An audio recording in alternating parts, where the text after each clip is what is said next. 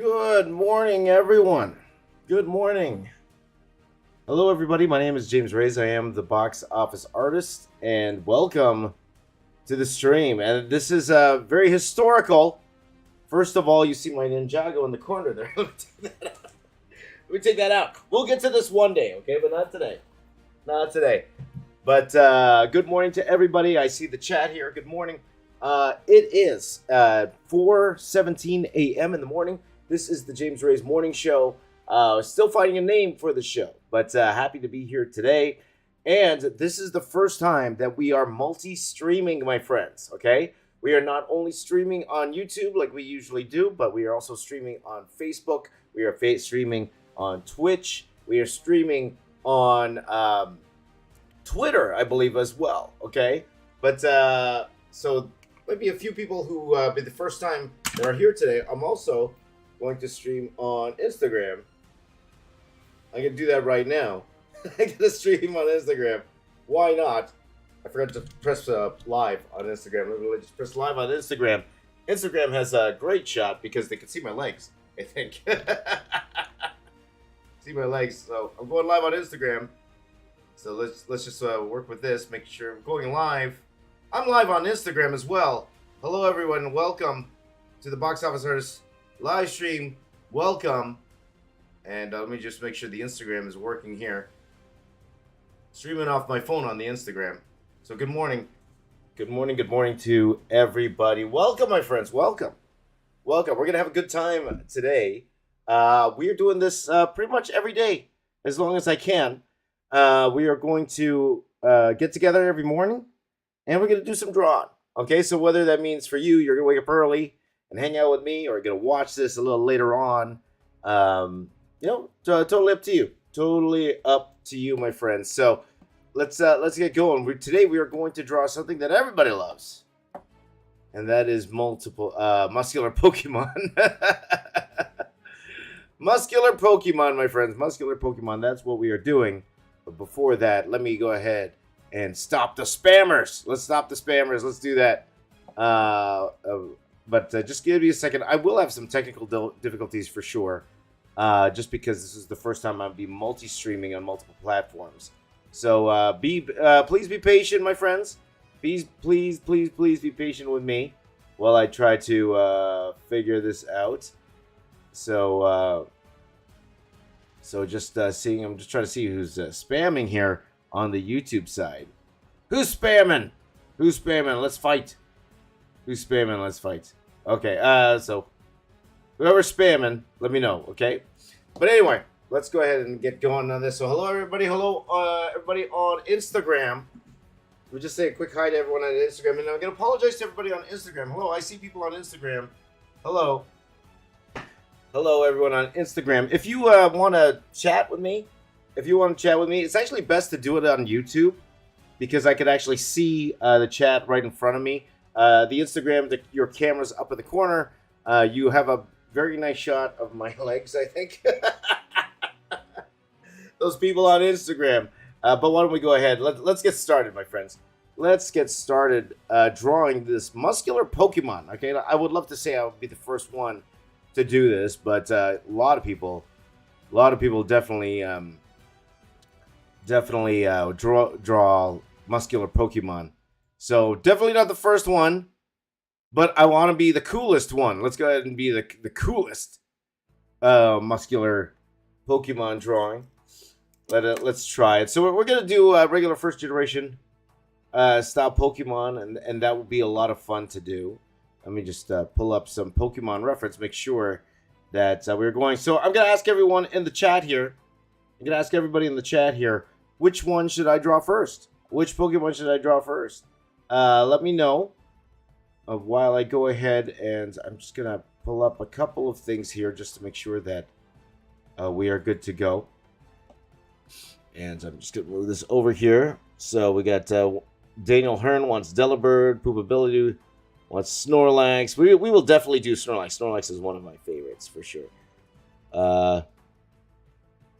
So we'll go ahead and give me those suggestions, my friends. Give me all. Give me all the suggestions.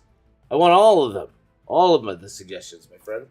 Charizard. We'll definitely do a Charizard for sure. For sure. Good morning, Nathaniel. Good morning. So, why don't we go ahead and get started here? So, for those of you who don't know, my name is James Raiz. I am the box office artist. And some of you guys are watching on... I wish this told me who's watching where. But it looks like it's just people commenting on YouTube here. I usually stream every morning on YouTube. We've been doing it for the past month. It's been a lot of fun. While I go ahead and drink some club soda. Good morning. Yum. Okay. And again, it's 4:22 in the morning. Well, we're going to go ahead and get started here drawing a muscular Pokemon. And we're going to start with a cute... You know what? I think we are going to go start with cute Pikachu. All right. So Mathanos asked, what am I drawing? Or what am I drinking? I am drinking good old Canada Dry club soda. Don't want to tell it too much. Don't want to spill any of the drawing. A little bit of club soda. Fits the macros, as we say. Fits, trying to be a little healthier here. So we're gonna go ahead. And draw. We're gonna do Pikachu, my friends. Let's do Pikachu. We should start with Pikachu, right? Should start with Pikachu. So we're gonna go ahead and we're gonna just start with the head here. And again, my apologies to everyone on Instagram right now, just because I can't see the chat in Instagram. I'm gonna have to figure that out. But I'm gonna go ahead and draw a cute Pokemon there. Okay, so. This is going to be a lot of fun today. So every morning, I like to come on here, and I just like to talk with you guys. Hang out. If you want to do drawing as well, go for it. We're going to be streaming for 4 hours, my friends. 4 hours every morning. Well, a little less than 4 hours. I do have a hard out at 8 a.m. Eastern time. Okay, and let me just put up some Pikachu reference here. Want to make sure I get that right. Okay, so... If you want, break out the pencil, the pen, you too. Go ahead and let's go ahead and draw together, okay? Let's draw together. If you want to draw what I'm drawing, you want to draw what or anything you want to draw, go for it, by all means. And then you can always share that with me too. If you're watching on Twitter, if you're watching on Facebook, whatever, feel free to share that with me. I'd love to see if you're working on something while I'm drawing as well. You get up in the morning, or if you're up late. If you don't have anything the next day, just hang out with me. Now, why am I doing this in the morning? Okay, it would be much smarter if I did this. If I did these streams in the evening. Okay, much smarter, much better for the business. Much better for the business if I did these streams in the evening. Question is why? Go in the morning. Well, it's quite simple. I am a morning guy. I am more... I don't know. I just... Like, when I tried streaming at nighttime. I really did. I tried streaming at nighttime. And the issue is... at the end of the day, I'm just tired. Especially if you did a full day's work, whether that's drawing or not. And then sometimes I felt myself dreading going to draw. Because it was like, you put in a full day's work, and then I was like, man, I still got to draw. And I didn't feel like it, right? So, good morning, Nathan. My buddy Nathan's here watching on Facebook. Good morning, my friend. Good to see you, brother. So I'm like, I still have to draw? Well, in the morning, I get up and I'm excited. Like, I'm excited this morning, guys. I'm excited. I'm excited to hang out here with you every morning. So this just works for me. I know we'll probably have more of an international audience here, and that's okay, and I'm totally cool with that. But there are some who are just going to bed and just want something to watch. Going to bed, I can give you a little lullaby, right? So that's why I'm doing this. So every day we're gonna wake up, and then this is the morning show, and I'm gonna talk about a few things. I usually like to start the stream by talking, telling you guys a little art story.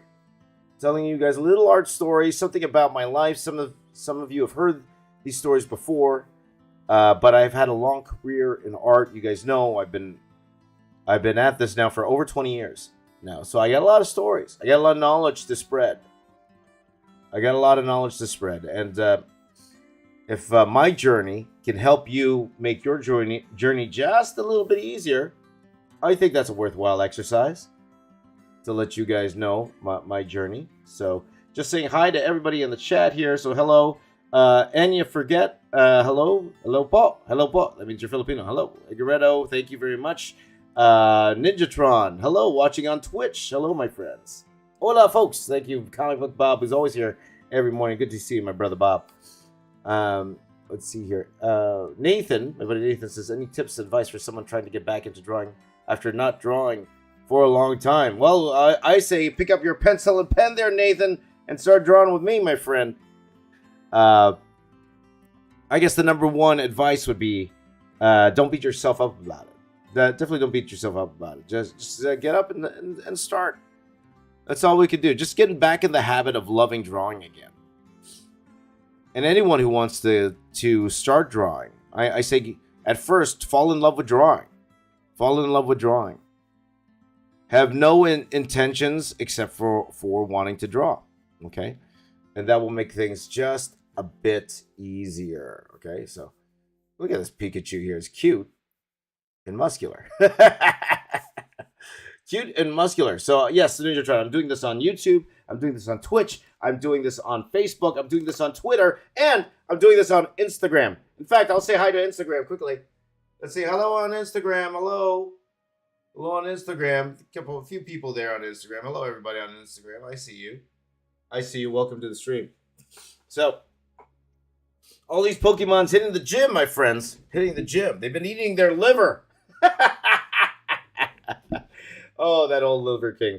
We won't get into that. I talked about that the other day. But what I will talk about today, and I think it's a good way to get started with these morning shows. So first of all, I would like to say I'm trying to find a name for these morning shows because we're going to be doing this as much as we can every day when I can. Okay? When I can. We're going to be doing this every single day. So my question to you is, what should I call this show? You know, for the past month, I've been calling it James Raiz's Marvel Style. But, you know, I would like to draw away from the Marvel name. And, to be honest, the Marvel name isn't what it used to be. So, I would like a new name for the show. Like, and a lot of people have come up with some cool names. Like, one of my kids love that someone suggested the other day was Breakfast with the Box Office. Breakfast at the Box Office, I think it was. Some of you wanted James's Marvelous Art or something like that. I like the Morning Masterclass, if you ask me. That's one of my favorites. The Morning Masterclass. I like that. James Raiz's Masterclass. Morning Masterclass. I don't know. We'll figure it out.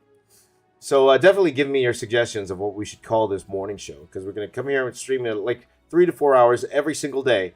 Hanging out every single day. Drawing new things. There could come a time where I will try to draw a bigger piece that would take me like at least a week to do. But for the most part, I like to draw pieces that are something I can get done in a couple days. Just because these days I just want to draw whatever I want to draw. So, the Morning Masterclass. PC Art Studios likes that name. Morning Masterclass. Yes. Igaretto likes that too. Right? Ninjatron likes Raise and Shine. A lot of people actually suggested Raise and Shine. Maybe that should be my motto every morning. Every morning I'm going to come on and says, Raise and Shine. CPT Anubis wants Drawing at Dawn. That's a cool name too. That's a very, very cool name too. So, what I will say, what I do like to do every morning is tell you guys a little story. And I think one that's most relevant right now is my YouTube journey and what I'm doing. By the way, Dark and Whimsical says, dude, it's Pitkachu. That's funny. That's funny. Pitkachu. For those of you who don't know, Pit is a character created by a great artist named Dale Keown. He has a character called Pit. And right now, Pikachu's pretty much the size of a pit right now. So that's pretty funny. That's pretty funny there, my friend. I popped for your comment there. So let's talk a little bit about YouTube. I know a lot of you guys want to be influencers. Hey, it's the number one profession that Generation Z. Whoops, and I dropped my batteries. That Generation Z wants to be these days, right? Everybody wants to be an influencer today. And I was lucky enough to find this a little later in life. than a lot of you. Like most influencers are in their 20s. The successful ones. I started YouTube a little bit older than you guys. I started YouTube when I was 35 years old. I started YouTube. Okay. So let's go ahead and talk a little bit about that, how I started. And it's a fun story because I think a lot of you want to do this fast. Right? With the advent of TikTok, and I probably will stream on TikTok sooner than later. I do need another phone to do that.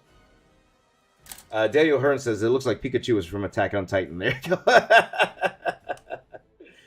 All right, but so I'm gonna go ahead and we're gonna start inking this, my friends. We're gonna start inking this using my Micron pens. Once again, a huge thank you to my buddies at Sakura, especially I'm blanking on his name. Wayne, my buddy Wayne, who helped me a lot, and they supply all my art supplies. So thank you so much to my friends at Sakura. Their Micron pens, their brush pens, I absolutely love. So we're going to go ahead and start inking this Pikachu. But I started at the ripe old age of 25. Or 25. I wish. I started at the ripe old age of 35 when I started my YouTube channel. It was way back. I've been doing this almost for 10 years, guys. Almost 10 years. I started in May of 2013. That's when I put out my first YouTube video, my Iron Man 3 preview video. So long time. I've been at this a long time, guys. A long time.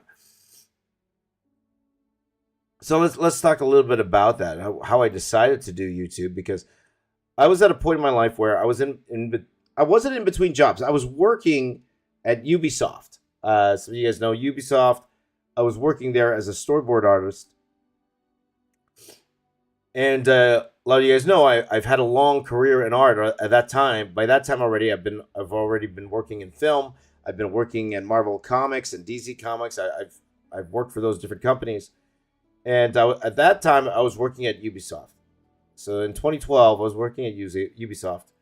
A huge shout out to my buddy Dennis Colantes, good friend of mine, a childhood friend of mine. I've known him forever, and he got me the job at Ubisoft. It's funny when you get a job at Ubisoft and you don't play video games.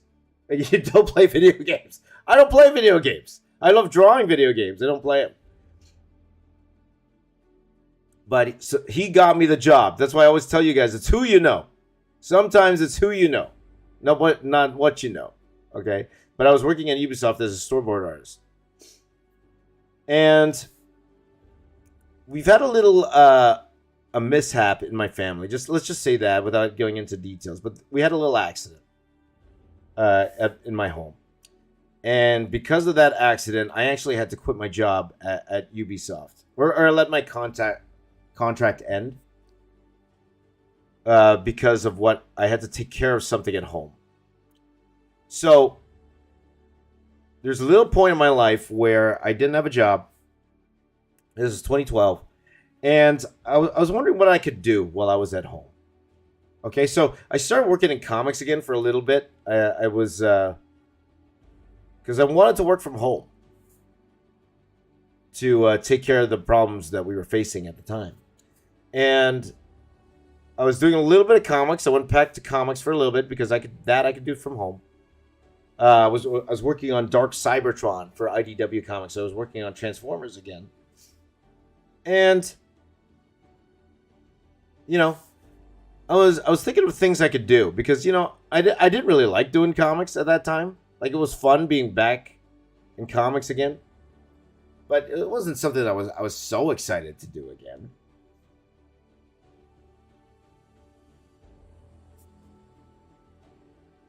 So I remember looking up on YouTube, and you know, I was looking around on YouTube, and I was actually looking at YouTube for a while.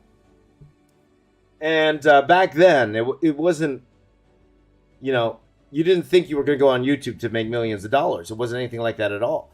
I was just looking on YouTube, and then I remember seeing, I call him the godfather of YouTube. I call him the godfather of YouTube.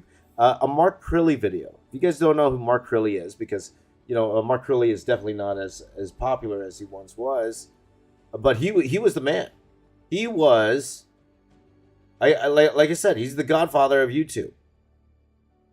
And I saw a few videos that he did, and one of them, probably his most famous video, was how to draw an eye. How to draw an eye. And this video had millions upon millions of views. And I said to myself, wait a minute, I can draw an eye. I can do that. I know how to draw an eye. And then it wasn't just him. I started looking up art YouTubers to see who was around. And a few that stood out to me. One artist who was working for Marvel too, he did a lot of Marvel animation work, was a dude named Evan Burse. Or as we know him on the YouTube sphere, the Cartoon Block. So I used to watch Evan a lot. And I was watching his videos, his tutorial videos, and I'm like, oh, this is cool stuff. I could do that. I could draw that. And I was looking at the amount of views it got, like getting tens of thousands of views. I'm like, whoa, like how much money can you actually make from doing YouTube? And then we always say like the rule of thumb is usually like on the low side, the conservative side, you're looking at about $1 every 1,000 views. Even just now, even now, like that's the conservative side. If you ever want to know how much money I'm making, not a lot, guys. Like just look at the views. It's not about the subscribers; it's about the views. Roughly around $1 per 1,000 views, depending on your niche. But these videos are getting tens of thousands of views. So I was following Mark Curley a lot. I was following Evan a lot. Guys like Will Terrell, I was following him. I believe what's his name? Ross Draws. I think Ross Draws was out already by that time. So I was following Ross a lot. Everyone loved Ross Draws. But I remember watching, and I was looking for interviews with Evan because I was very interested in the YouTube sphere. How do you do it? How do you be a YouTuber? How can you make this a job? So I was trying to find interviews with these guys, and then I saw an interview with Will Terrell and Evan Burse. There was a girl, I forgot her name. It slips my mind. I forgot her name. I wish I remembered her name. But them, and then this Australian feller. His name's Jazza. That's how I discovered Jazza. A YouTube channel called Draw with Jazza. And there was just something about Jazza. Jazza has this charisma, There's just something about him, where, extremely, extremely entertaining dude on YouTube. So I got intrigued with watching a lot of Jazza stuff at that time. So I was watching a lot of Jazza stuff, watching a lot of Evan stuff, And then I said to myself, this is something I could do. Bravin said, Jaden Animations? Not at that time. No. I wasn't really into the animators. I was more into the people that were drawing on YouTube. Okay, so the animators didn't really intrigue me that much, mainly because it's something I don't do, and I fully understand how to animate. I don't do it because it's very hard. Let's admit, being an animator is an extremely hard job. But so I was watching what they were doing, and then in 2013, I was saying to myself, okay, like I'm home, I'm doing some comics here and there, but is there a way to make YouTube work? That's what I said to myself. Can I be a YouTuber? Because I was looking at Jazza and them, very inspired by them. Jazza, Evan, Mark Curley, and I was like, I could do something like this. That's what I said. I could do something like this. But what can I do that was different? Okay? So, one thing also that I wanted to do was that I wanted to be more like a movie pundit. Okay? I want to be a movie pundit. I was very inspired by my friend Christian Harloff. He had a channel called Schmoes Know. The reason I got to know Schmoes Know was at the time I was listening to a lot to Adam Carolla, his podcast. He had like the #1 podcast at the time. And he used to have these 2 guys on there, hilarious dudes. Their names were Mark Ellis and Christian Harloff. And they would come on and they would talk about movies. And I would listen to these guys. And first of all, they're comedians.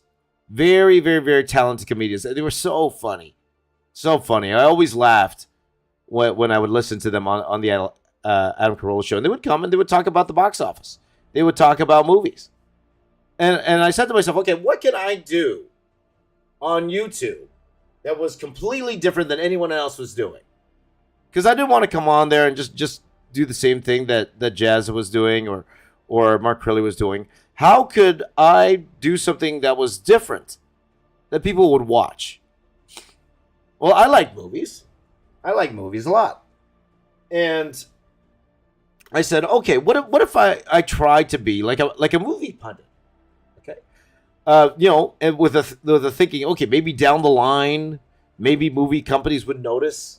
Maybe they would give me some work to do, or maybe one goal of mine. One goal of mine I wanted to be invited to movie premieres. That's what I wanted. I wanted to see movies before anyone else. I wanted to get those screeners that everyone got. And I thought to myself, okay, what if we based my channel around that? Okay? You guys know that I'm not the biggest tutorial guy.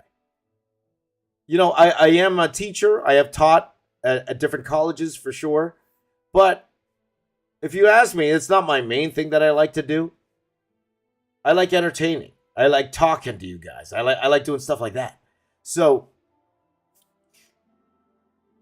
I said, what if I created a channel that revolved around movies? Let me go ahead and I'm just going to grab a tissue here, guys. Sniffles. Here, blow my nose a little bit. Yeah, wait. There you go. Oh, I should do this the other way so you don't see. There you go. Look at that. Can you tell what I'm doing? No. There you go. So, I said to myself, okay, well, what if I did a channel that revolved around movies? Now, then I could be like a movie reviewer. Okay? So I started looking into movie reviewers. I started looking at OG movie reviewers like Jeremy Johns. Okay? And of course, Schmoes Know. That was a big one for me. Schmoes Know, my buddy Christian Harloff. We had Chris Stuckman. Like these guys that were just doing reviews on YouTube. I said, okay, I wanted to do reviews on YouTube. I wanted to be a movie reviewer. That's what I wanted to be. But doing it in a way that those guys weren't doing it, because I've never done it before in my life. Never did movie reviews in my life. So I said to myself, how can I stand out from these movie reviewers? And then it hit me, okay, this is what I'm going to do. I'm going to take a little bit of my comic book background. I'm going to take a little bit of my comic book background and incorporate it into my movie reviews. Okay, so this was my business plan back then. Okay, this is 2013, guys. Early 2013. This was my business plan. What I was going to do. I was going to go ahead and then I was going to film myself drawing a speed drawing of a movie. Okay, now hopefully time will come. I said to myself, hopefully time will come when I would be able to watch these movies early, so I could actually do a movie review of these movies and then draw the review. Right? And Brian Blevin says Chris Stuckman is now making his own horror movie, right? That's right. That's right. He's doing his own thing now, which is awesome. So I wanted to draw the review. Okay, so my business plan. This is my business plan. I said, okay, for every movie, the blockbuster movie, okay, I would go ahead and draw a movie review of it. And then after, I would try to sell that artwork at the market price for original art. Okay, so it'd be like draw a double-page spread, and then hopefully my channel will become popular enough where I could sell it. Okay, so I wasn't planning on making money off AdSense at the time. My plan was to, build a following and then sell a product to the following. Okay, which is actually pretty sound. It's pretty much what you should be doing now. guys. Like, don't rely on AdSense. I just told you how low AdSense was. You can't really live off $1 every 1,000 views. Some people have troubles just getting 1,000 views. Imagine that, you only make $1 off it, right? So that was my plan. That was my plan. So I worked in media before, and I had buddies who worked in media. So I asked my buddies who work in media, who I actually work with now. My buddy JJ, shout out to my buddies JJ and Mike and Martin. And you guys, if you guys are longtime watchers of my channel, you guys know Martin. Me and Martin have been working together forever. So they came and they gave me a lot of advice on how to start this. So I said, okay, this is what we're gonna do, guys. This is what we're gonna do. I'm gonna film myself on a green screen. Okay, I'm gonna film myself on a green screen, and we're gonna talk about the movie. So I didn't have access to watch the movies early, so I said to myself, okay, instead of doing a movie review, we're going to do a movie preview. I'm going to preview movies, guys. I'm going to preview the movie. So let's film myself on a green screen, kind of like what you see here. Kind of see what you're doing here. So we have the green screen over here, and I would go ahead and I would talk about the movie, my expectations of the movie, what I think was going to happen, and go from there. While you see me drawing the movie. So that was the plan, guys. That was the plan. So we went to my buddy Mike's house. We set up the green screen over there. My buddies Mike Martin, and JJ, they helped me film these very first videos. We filmed about 6 of them. 6 green screens. Okay, and then I went ahead and started to draw them. And then do a preview. So I wanted, back then on YouTube, guys, it was sacrilege to do more than 1 video a week. They would be like, never do more than 1 video a week. Never do it. It will kill your channel. It would kill your channel if you did more than 1 video a week. So that was the plan. I was going to do 1 video a week. That was my plan. So that's how I started. So I was thinking about a name. What should I call this channel? What should I call this channel? So because we were talking about movies, I said, okay, what if we do a name that's sort of movie centric? Okay, so we went through a variety of names. Like I remember my buddy Martin, he came up with a name called Movie J. He goes, hey James, what do you think of this? Movie J. That's gonna be the name of your channel. You go, what day is it? What day is it? It's Movie J. Like that didn't stick. But so I thought of myself, what about the box office? Okay, what if it had something to do with the box office? So that's where the name came from. I said, okay, what if I call my channel The Box Office Artist? Because I'm talking about the box office. I'm drawing the box office. So let's call it The Box Office Artist. So that's where that name came from. A lot of people thought that the name came from me, saying the art is so awesome, it's box office. No. I had nothing to do with that. I'm a humble guy, guys. I know that there's a lot even today, this day, there's a lot I still need to learn. To this day, there are thousands of artists way better than I am. And there's always a way to improve my art. I would never just call my art box office. That's where the name came from. The name came from me wanting to review movies. So I wanted to call my channel The Box Office Artist, and that's where that name came from. I thought it had a nice ring to it, The Box Office Artist. So we started preparing my channel, right? So, and by the way, hello Alan on Facebook. Good to see you, my friend. And again, hello everybody who's watching on all this different streams. If anyone's watching on Twitter, I would love to know. Is somebody watching on Twitter? I would love to know if somebody's watching on Twitter. Say hi if you're watching on Twitter. I'm not sure if those will come up on the chat here. But anyway. So I started doing the first videos. Okay, and then I launched my channel on May 1st, 2013. May 1st, 2013, the Box Office Artist YouTube channel became live. Very exciting times. Very, very exciting times. I remember that first weekend I had about 1,000 views. Woo! 1,000 views. Woo! And I had about 100 subscribers. Now, again, whenever you start off a channel, of course, all of those people are going to be your friends. Okay? All of those people are going to be your friends. But I started, my very first YouTube video that came out was Iron Man. Iron Man 3, the Epic Art Preview. I was a big fan of Epic Mealtime back then. Yeah, you guys remember Epic Mealtime? Do you guys remember Epic Mealtime? They were hot back then. Back then, Epic Mealtime was one of the hottest YouTube channels out there at the time. I think them, Ray William Johnson, guys like that. This is like back in 2013. Like super hot. So anything to do with bacon back then, anything to do with the word epic, the word epic, that epic was a big word on YouTube back in 2013. You have to write epic because of Epic Mealtime.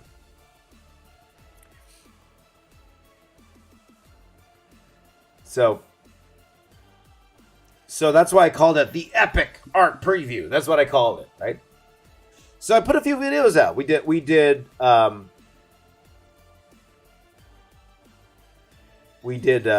what's it called? We did Iron Man.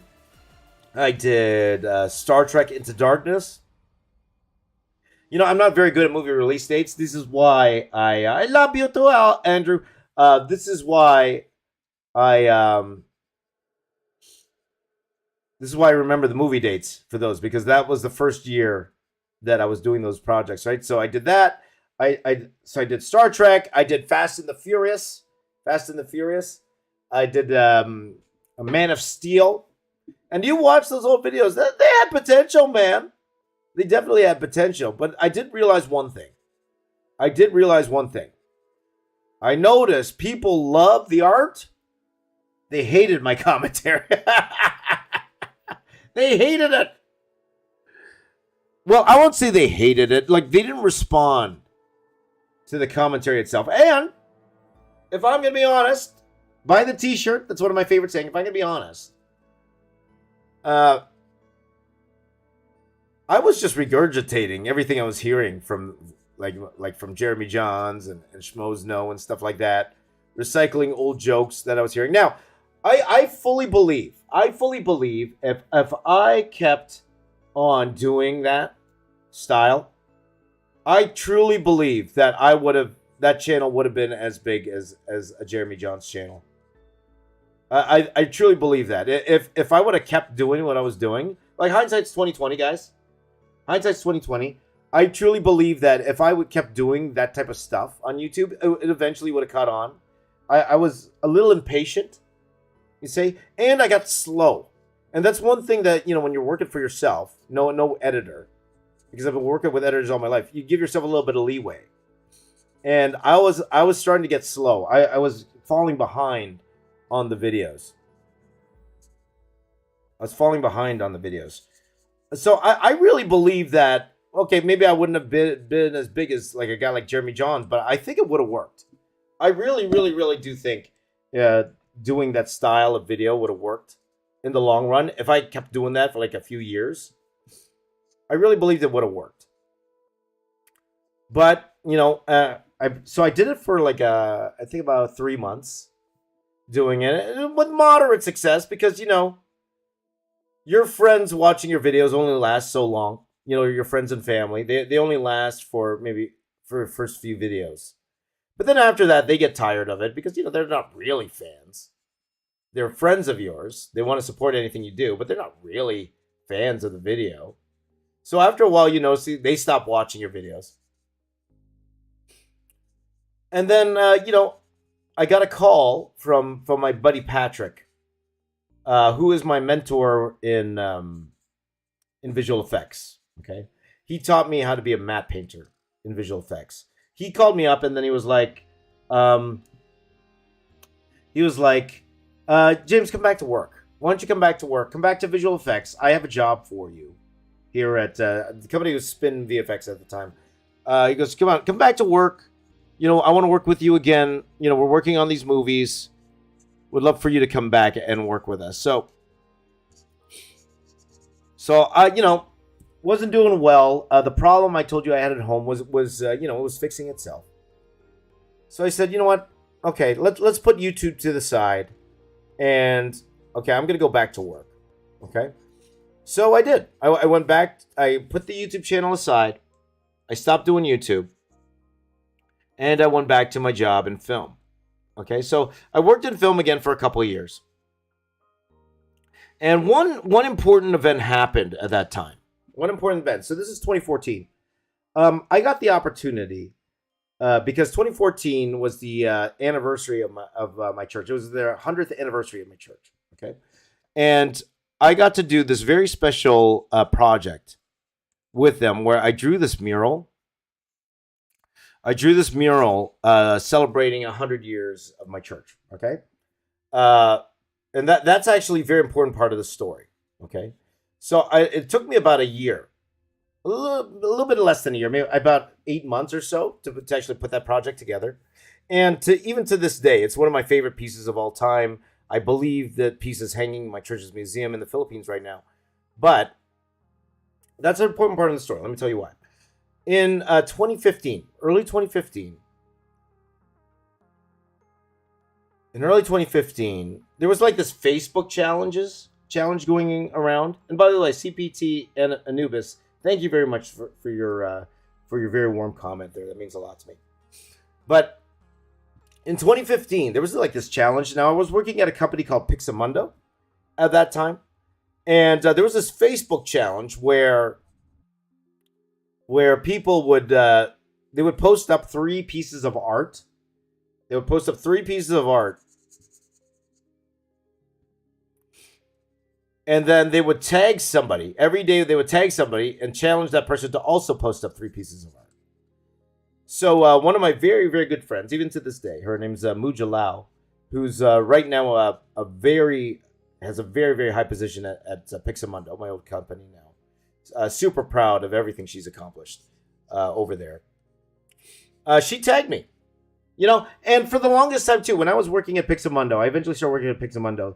A lot of my friends there at Pixamundo, they would encourage me to do YouTube again. Because they all knew I did YouTube. And it was kind of weird because one of the coordinators there, she actually recognized me from YouTube, which is kind of weird to me. It's kind of weird being recognized for something you do online, right? But one of my friends, she recognized me.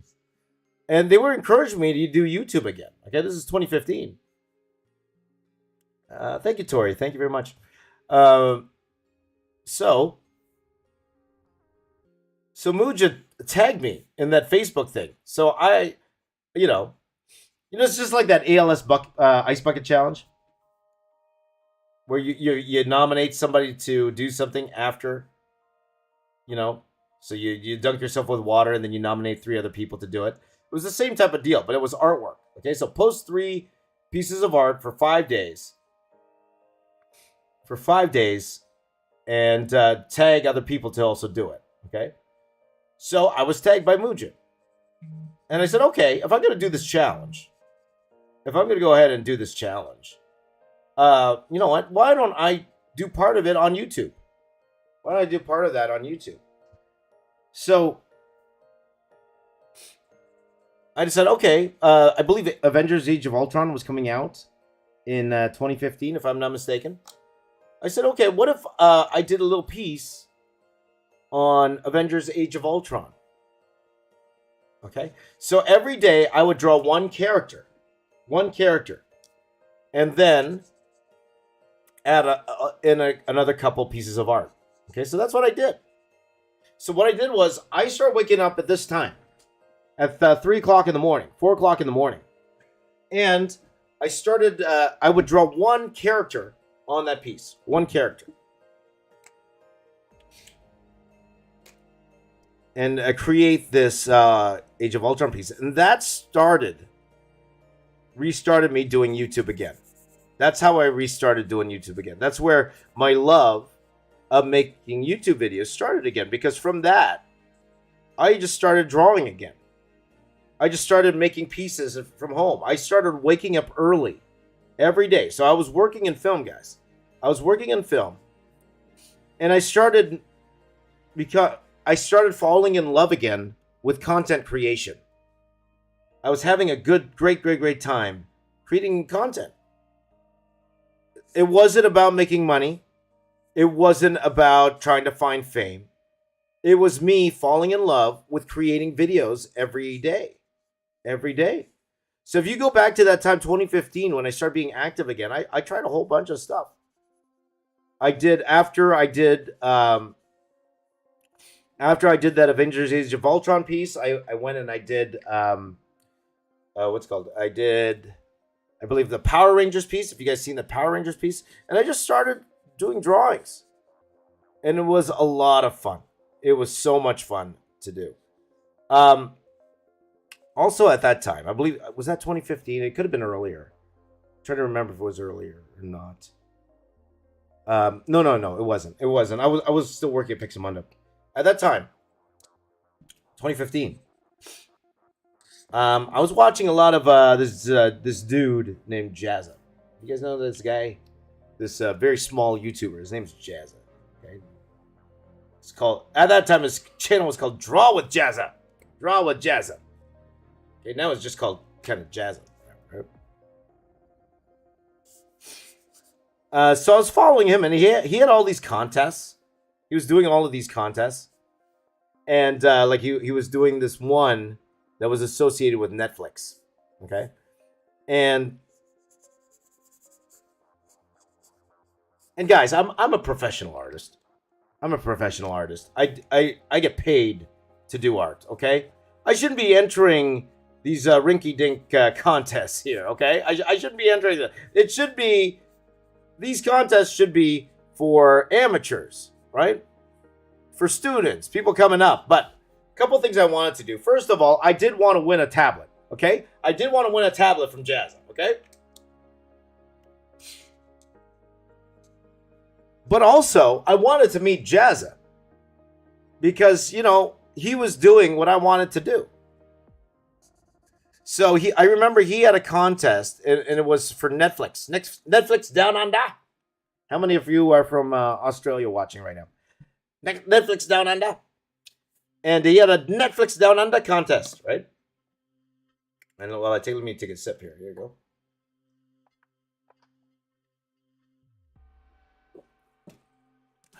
So he had a contest where you had to do like a Netflix.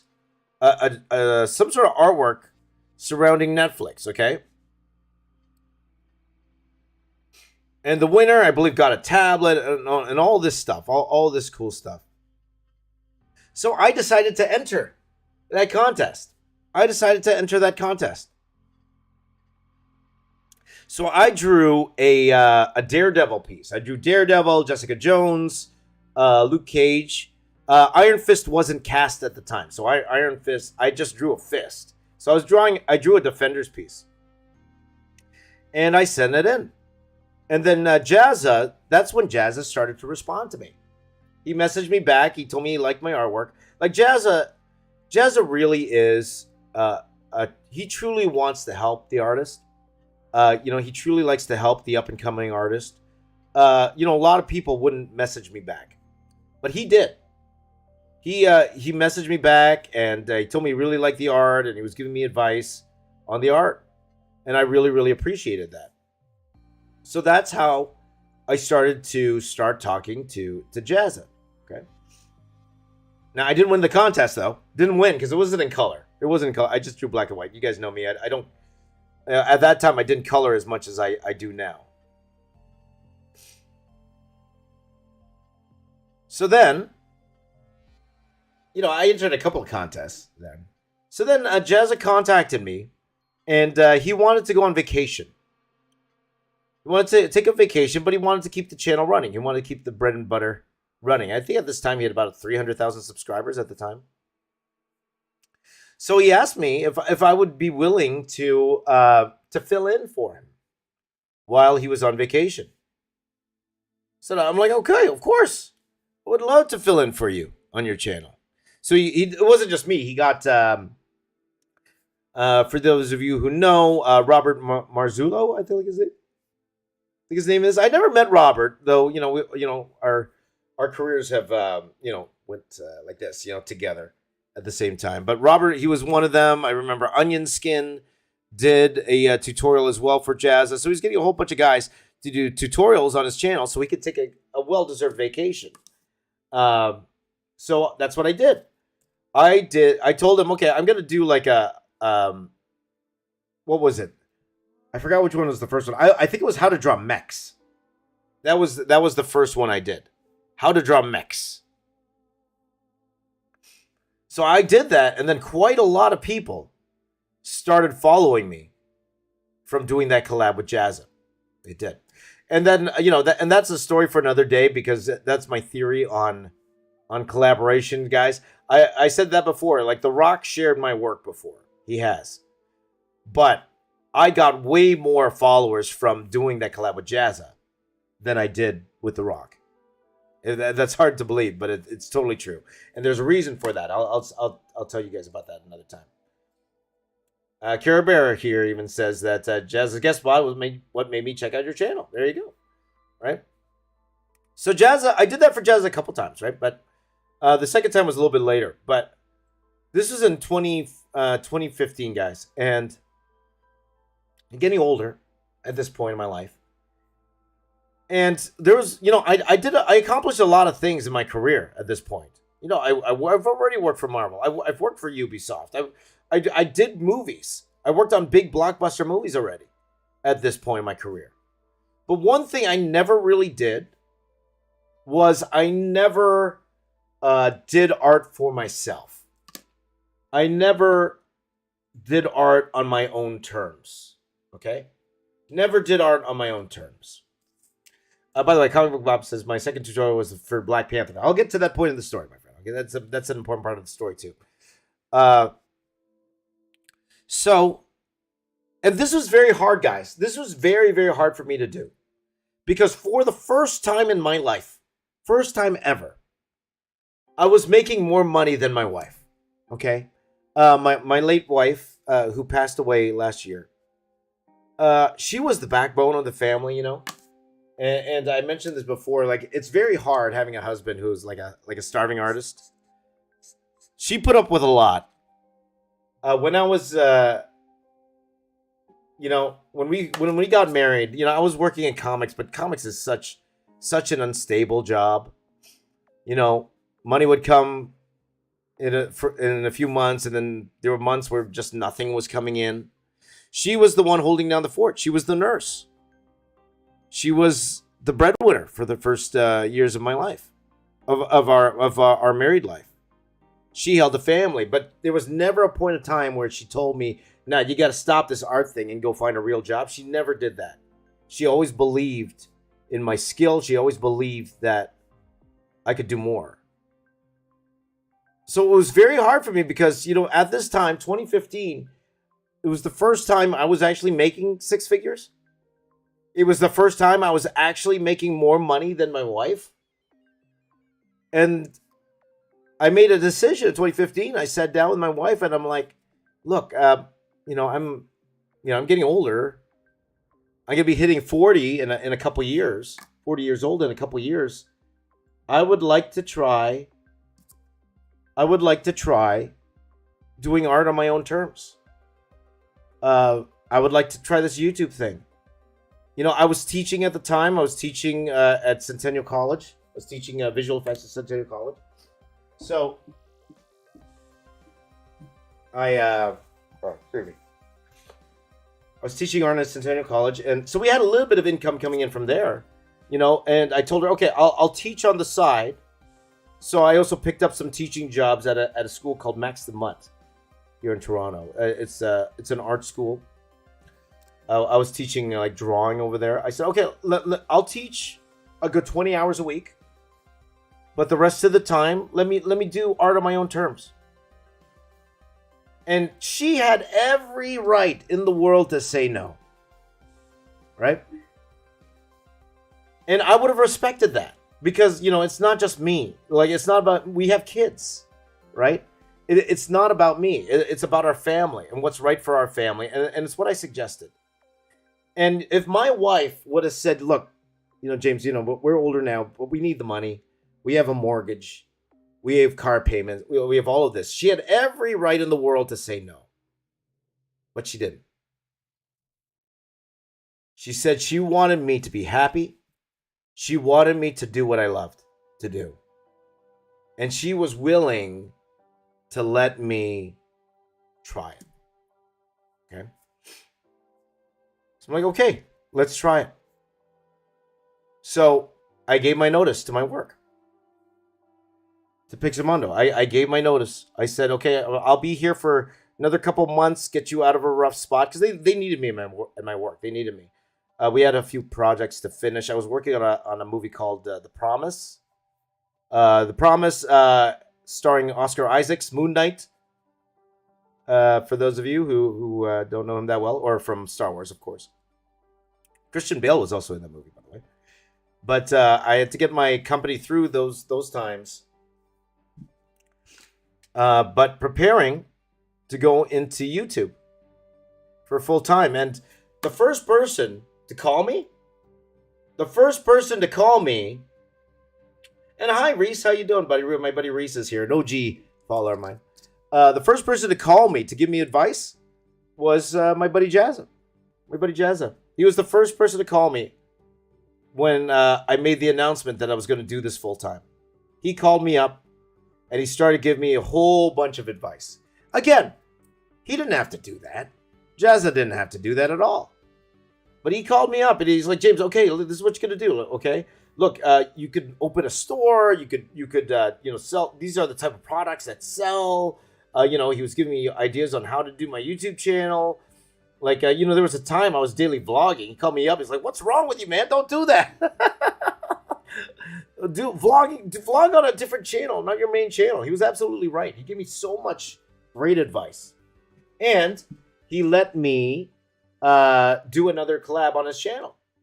He said, okay, you're going to go on your own. Let's do another collab on my channel. Do another collab. And that's where that Black Panther tutorial came from. I did another tutorial about comic book posing on Jazza's channel, on my buddy Jazza's channel. Jazza really became my mentor at that point. He was like my YouTube mentor at that time.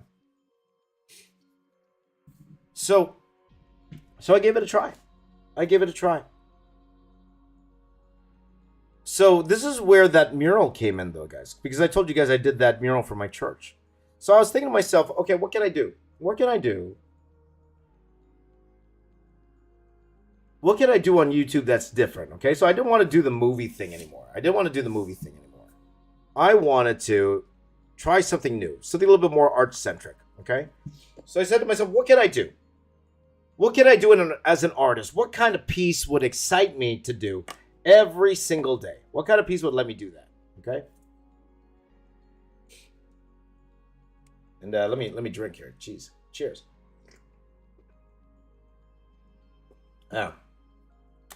So I thought about that mural I did for my church, and I thought to myself, okay, what if I did something like this? Because that mural I did for church, what I did was I drew a piece for every 10 years of my church's existence, and then they all came together into one giant image, okay? I said, okay, what if I did something like that, but for a particular movie franchise? And then I said, okay, what if I did that for Star Wars? Everybody's a huge fan of Drew Struzan. And I was not an exception. I love Drew Struzan work. I fell in love with Drew Struzan movie posters, okay? I love Drew Struzan movie posters. And I'm like, what if I do like a Drew Struzan-esque movie poster for every single Star Wars movie that was out at the time? So at that time, Rogue One was already out. The Force Awakens was already out, okay? The Last Jedi wasn't out yet. So I said to myself, what if I did a Drew Struzan-inspired movie poster, but a way more detailed one, okay? I was going to do it for all 8 theatrical release films that were out, not including the Clone Wars, only the live action ones. And then they would all interconnect and make this one giant image. Again, very inspired by what I did for my church's mural. And that would be the first project I do when I start going YouTube full time. So that's what I did. I did that mural. I worked on it every day, and it was just like this. I got up early in the morning. I worked on it live on YouTube. And we started to build a little community here. And some of you guys watching remember those days. Remember those days when I was doing all of those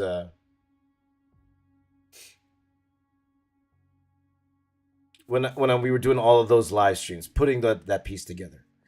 A big part of that story is a very good friend of mine to this day. It's like my brother from another mother, Apple. He actually suggested that I bring the mural to his con. He owns Alamo City Comic Con in San Antonio, Texas. So I said, "Okay, James, finish it. Bring it here. Bring it here." So that's what we did. We finished the mural in May of 2016, guys? Was it 2016 or 2017? I think 2016, May of 2016. And then Apple brought me to Alamo City Comic Con. I had a table right beside Rob Liefeld. He gave me this giant setup, and I displayed it there. And it was wonderful, guys. It was wonderful. Now, that did not make my channel viral. That did not give me millions of followers. It did not. Okay? Reese enjoyed the vlogs, by the way. He remembers the vlogs. He was there. But he definitely enjoyed those vlogs at that time. Now, I always tell you guys, it doesn't matter. It doesn't matter how long you work on a piece, okay? On YouTube. It doesn't matter. What matters is how people react to it, okay? What matters is how will people respond to your artwork? The regular everyday folk don't care that you worked 2,000 hours on a piece, okay? It's a nice clickbaitable title, but at the end of the day, they don't really care if the artwork's not good, okay? So, you know, of course, I was hoping that that video would go viral, but it didn't at the time. It didn't. And, you know, my channel wasn't even monetized, guys. It wasn't even monetized at the time. It wasn't even monetized. But, you know, I was very happy. You know, I got to do the piece. You know, like I said, that was my main goal for quitting my job. I wanted to do art that was on my terms, that I would enjoy, that people would like. And people started to like it. I got invited to go onto the Star Wars show, bring the mural down there, which I did. It was fantastic. It was fantastic. So after that convention, after that Comic-Con, I said to myself, all right, I'm done. I had my fun. I did art on my own terms. Hooray. Mission accomplished, guys. Mission accomplished. Now it's time to go back to work. So I called up my friend Mooj. I said, Mooj, you think you could bring me back to my old job?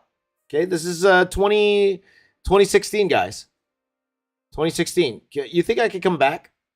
My old job? And I actually talked about this yesterday. And she's like, yeah, sure. Let's bring it back. Like, we're really good friends.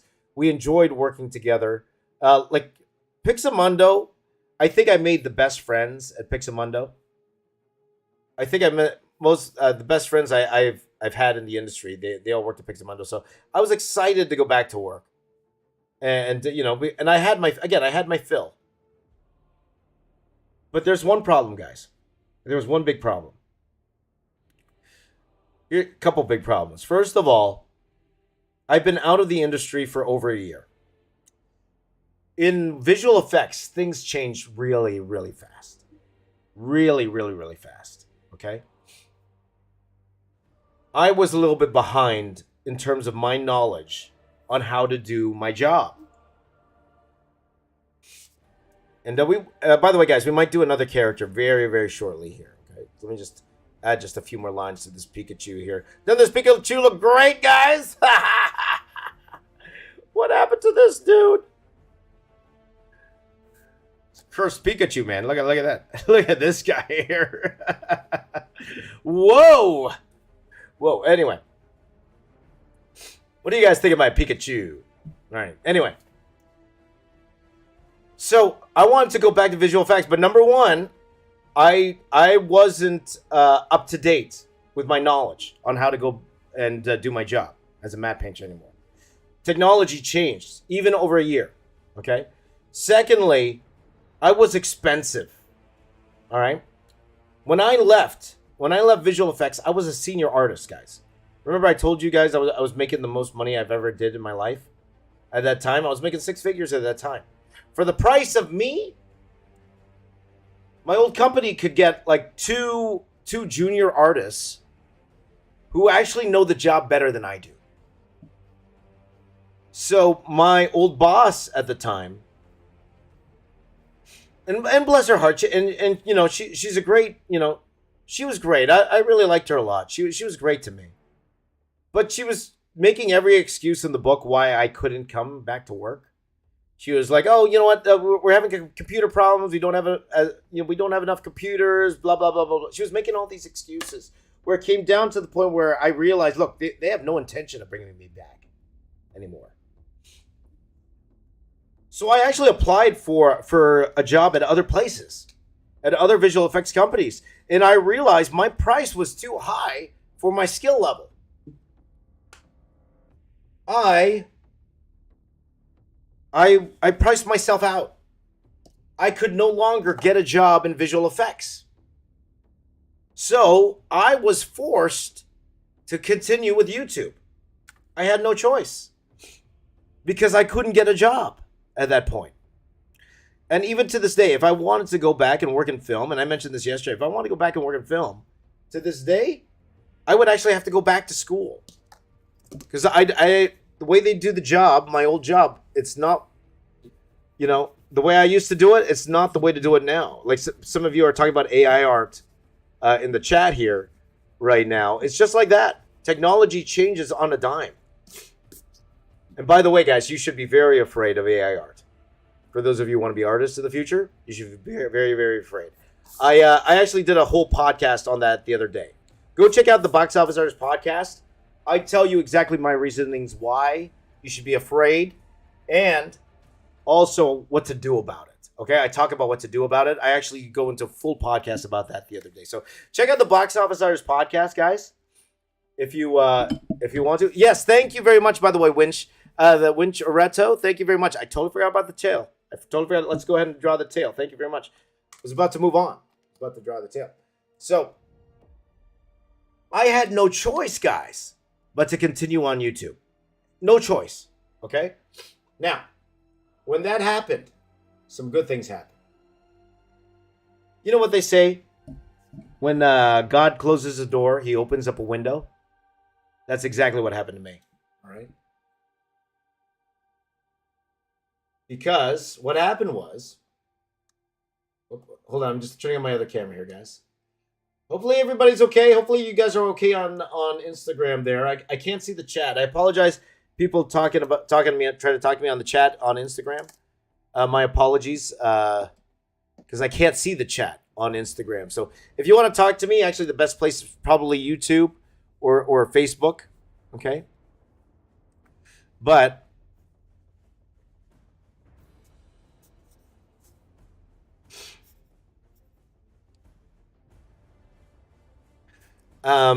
what happened was, in September of that year, after I couldn't get a job, I was awake early in the morning. Again, like, you know, very early, kind of like this time. Like, I think it was like at 3 o'clock in the morning or so. And I saw that Kevin Feige made a tweet. And immediately, I forgot what the tweet was. I forgot if that was relevant to why I tweeted back. I don't remember. But I saw that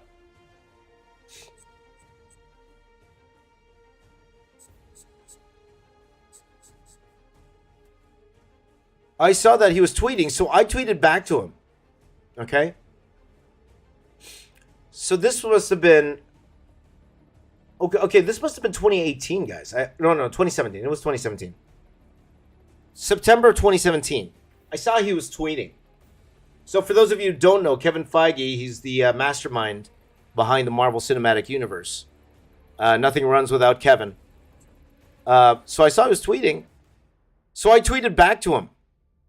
I said, hey, I tweeted back to him the Star Wars mural. And I tweeted at him and I said, hey, Kevin, I would love to do something like this for Marvel, right? He didn't tweet me back or anything. But the next day, I did get a message from a man. His name's Asad Ayaz. Asad Ayaz is the marketing director at Marvel, at Disney. He handles all the Disney marketing. So every movie poster you see, he's had a hand in, okay? Every movie poster you see for Fox and for Disney, he's the man behind it all, okay? He's a great follow on Twitter, too, by the way. Asad Ayaz. He messaged me. And he said, hey, James, Kevin saw your tweet. And we love your work.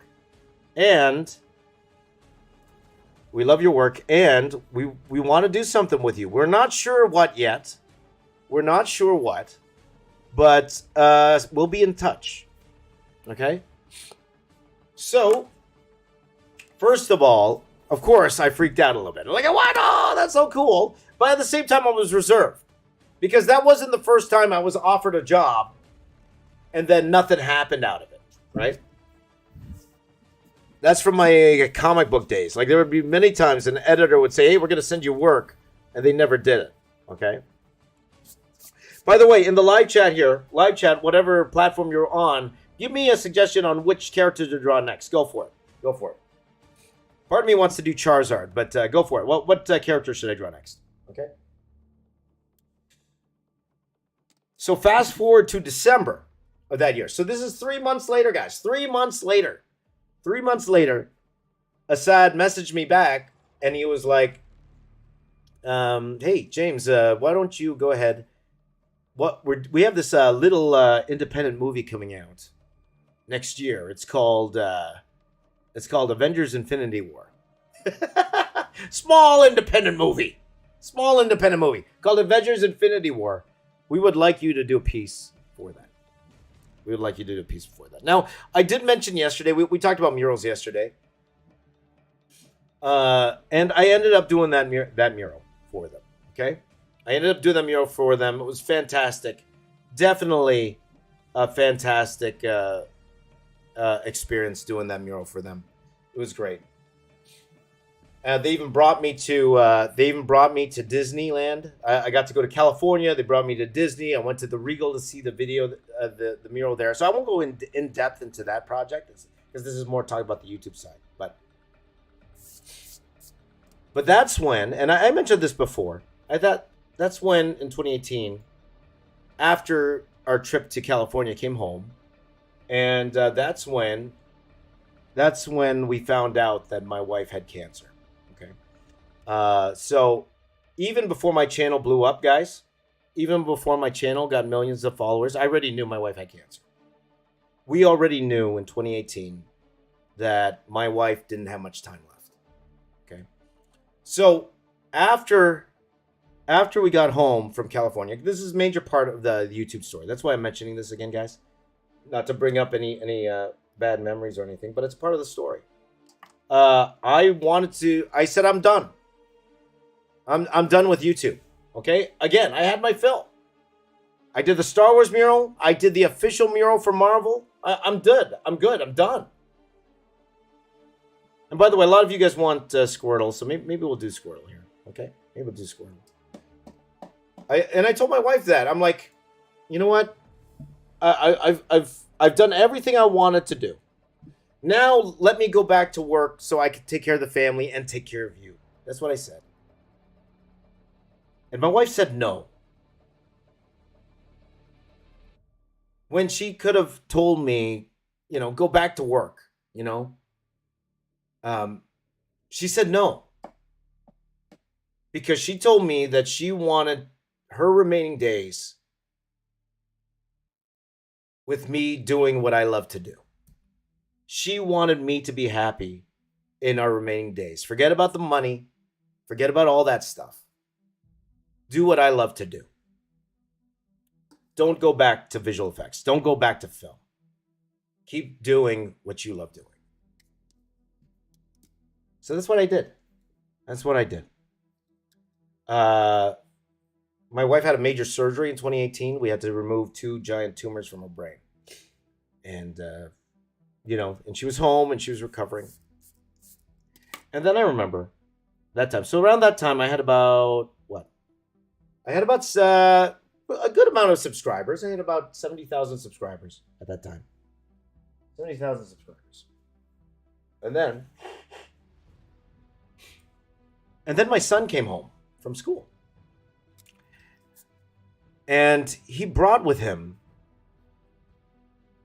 Okay, and by the way, I'm drawing Squirtle right now, guys. Let me just make sure I'm recording both sides. He had this very cool design. He had this very, very cool design of this character. He designed this character, but I believe, it was very similar to a character in Bleach, if I'm not mistaken. But I didn't know that. I don't think it was Bleach. I forgot what anime it was, but he had this character design. And I was like, man, this is cool. This is a cool design. So I said to my son, would you mind if I drew your design and make a YouTube video out of it? And he was like, yeah, of course, Dad. I would love to see that. He was so excited that I wanted to do that. So that's what I did. That was the very first Son's Design, Dad's Drawing video. And that was my first video to actually start going viral. And now it took a while, it took a few weeks, right? So I put that video out, but then a few weeks later, I noticed that, hey, my channel's starting to get a lot of views. What's going on here? And then I saw the numbers of that particular video where I was drawing with my son. It started really climbing.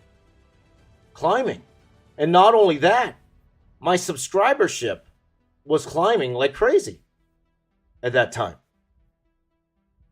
To the point where I went from 70,000 subscribers to 100,000 subscribers in like 2 weeks.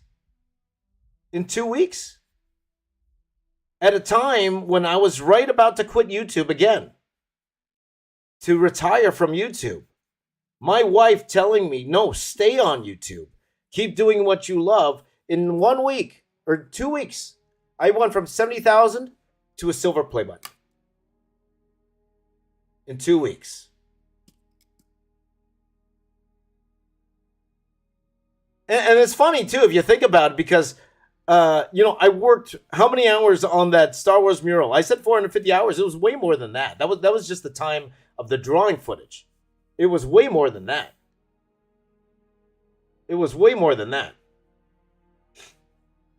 And that didn't get nearly like a tenth of the views that the one I did with my son. And then my channel started going viral. It just went on this viral upswing. Late 2018. That's when I actually started monetizing my channel. My channel wasn't even monetized at that point. I wasn't making any money off AdSense at that point. So I started monetizing my channel in June. That video I did with my son came out in July. And that's when things started going viral at that time. So I just started getting viral video after viral video. And the numbers, the subscribers kept growing and growing. There was a point I had 30,000 new subscribers in a day. Because it was literally video after video. Can you imagine? I was ready to quit YouTube. With every reason in the world to quit YouTube. I don't think anyone would have complained if they knew what I was going through. But my I always say, God works in mysterious ways. You guys know I'm extremely religious.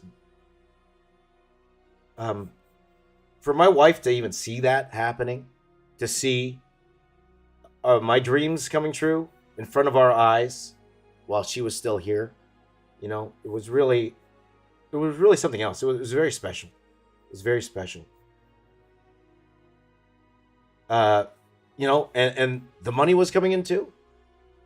I started getting those 5-figure checks. I wish they would come in now. They're not. They're definitely not here anymore. Those 5-figure months coming in off YouTube, just off YouTube AdSense. I'm like, wow. You wouldn't have imagined it, right? You wouldn't have imagined like something like that could happen. And and then in 2019.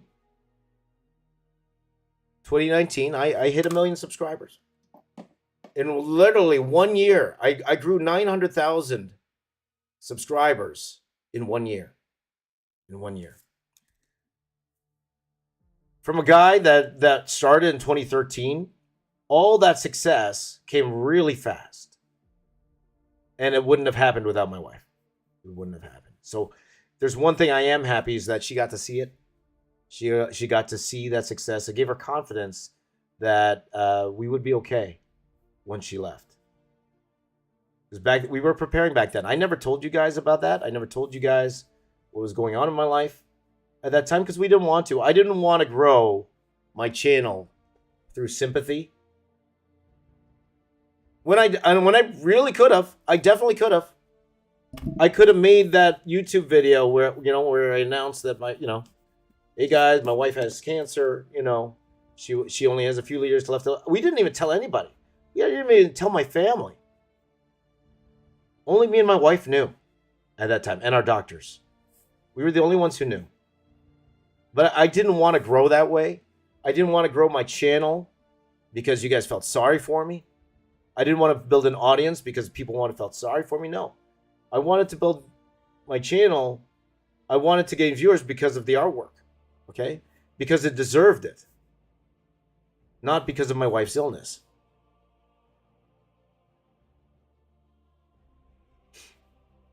And that's what we did.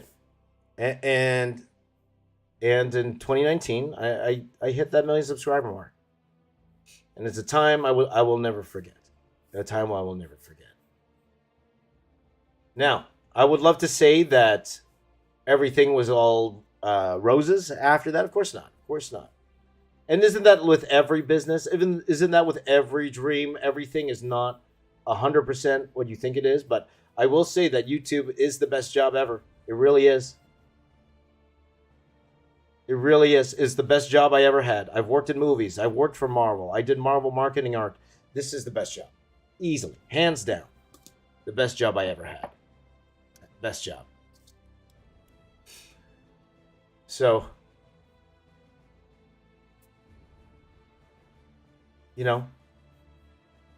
so when my wife passed away last year, of course it was a very, very difficult time for me because I couldn't work. I had a hard time working, guys.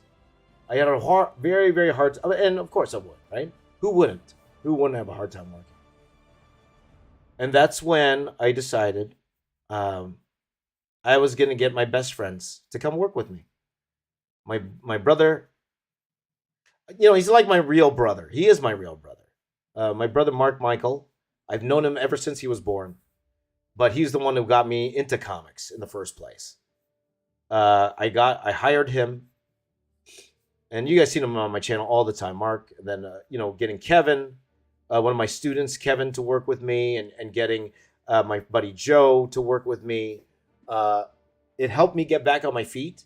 It helped me get back to work. Because when I was trying to do it without those guys, there would be times where I'd just sit here and just kind of stare at the board for hours. I would just sit here with a blank board and just stare at it. I couldn't draw at all. But they came and they made it fun. They made content creation fun again. And how I wish they were here with me now. But, we all moved on. We all moved on. They're all doing their own things now. Couldn't be more prouder of my brothers.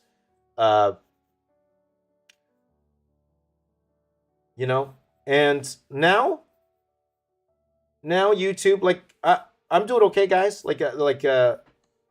Financially, I'm good. So me doing YouTube now, it's no longer really about the money. It's not the money. It's about me coming here and kind of getting back to basics now.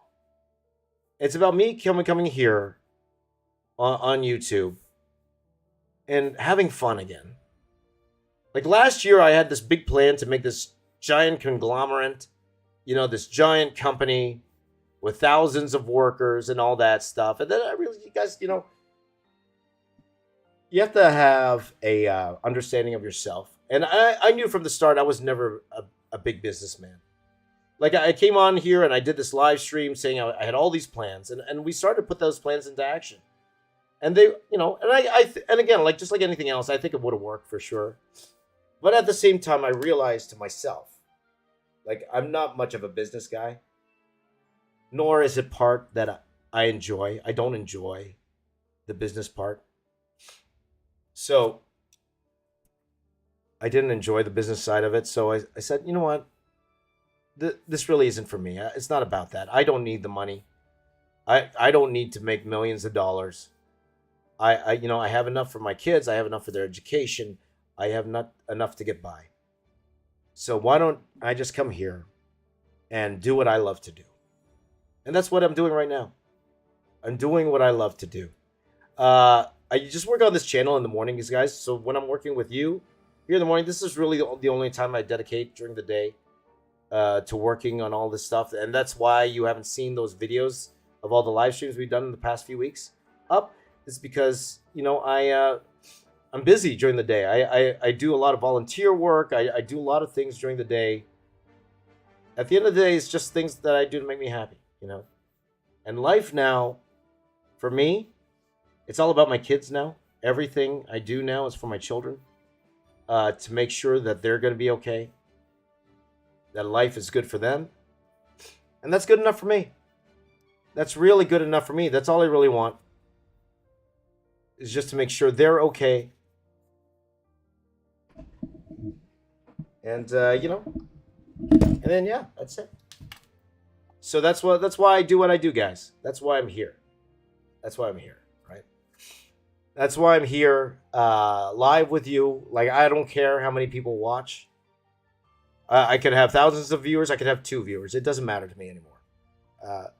I'm here on these streams, here on Twitter, Facebook, Instagram, to share my journey with you, to hang out every morning, to have fun, to inspire, to answer your questions. Because it's what I like to do. It's what I like to do. Everything I do now is because this is what I love to do. Okay? And you guys make it fun. You are the guys.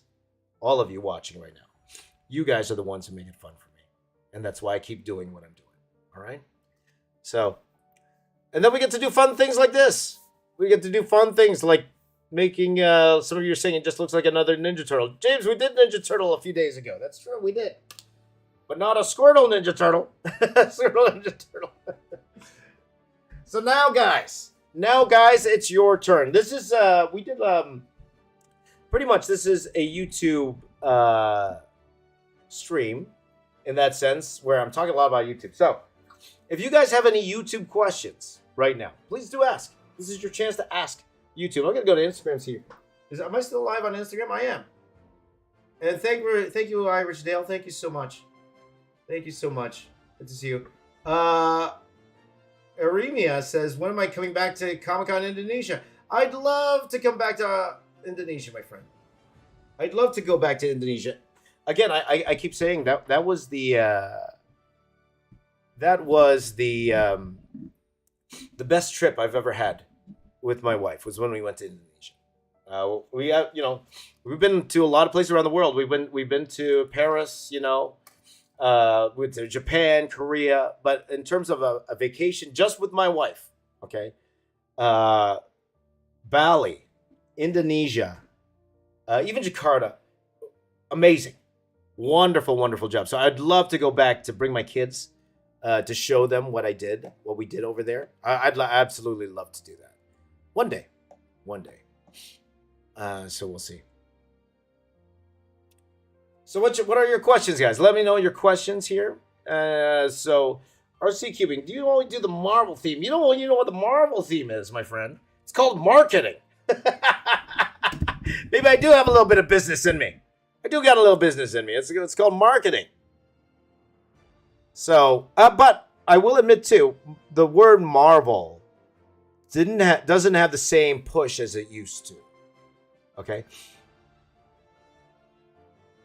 Before in I'd even say like 2018, 2019, you had Marvel in your title, and it would get a lot more interest than it does today.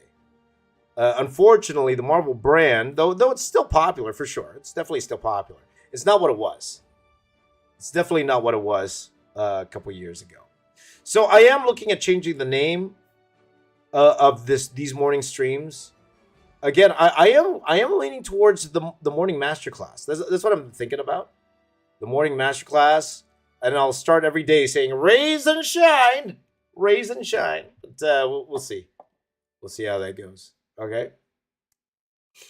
Oh, by the way, AJ's Art Addiction just threw in a super chat. Thank you so much. I appreciate that. It says Shiba Dog writing with a brush, writing number 1 on a piece of paper. Is that what you're doing there, AJ?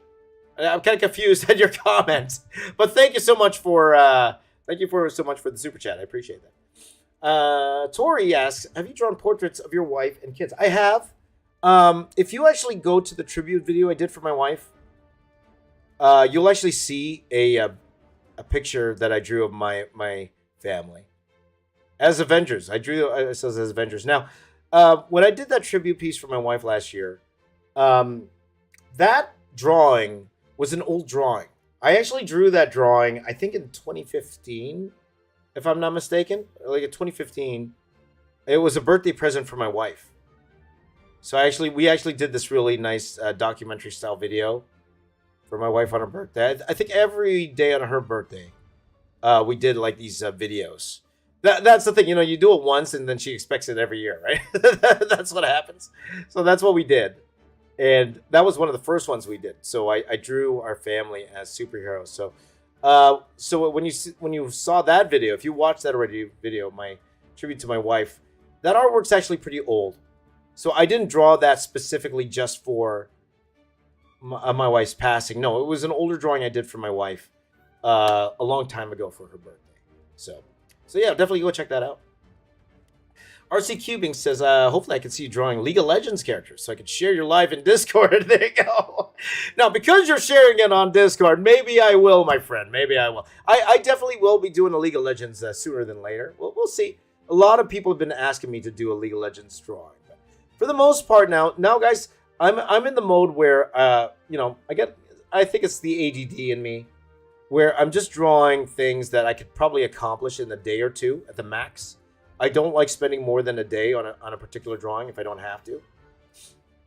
Or 2 days. 2 days on a particular drawing. I like to move on. And again, a huge shout out to my friend Mental Studios on Instagram. Those of you on Instagram, go follow my buddy Mental Studios. He's been coloring a lot of these pieces that I've been doing, and they've been, he's been doing can't wait. I just got the Ben 10 one back, guys. He just colored the Ben 10, and it looks fantastic. I couldn't be happier. Thank you to Mental Studios. So go check him out, my friends. Go check him out. Brian says, if you had a friend we're looking to start now a YouTube channel, would you support or deter? I'd get out of the way. I'm thinking would you say support or encourage? Look,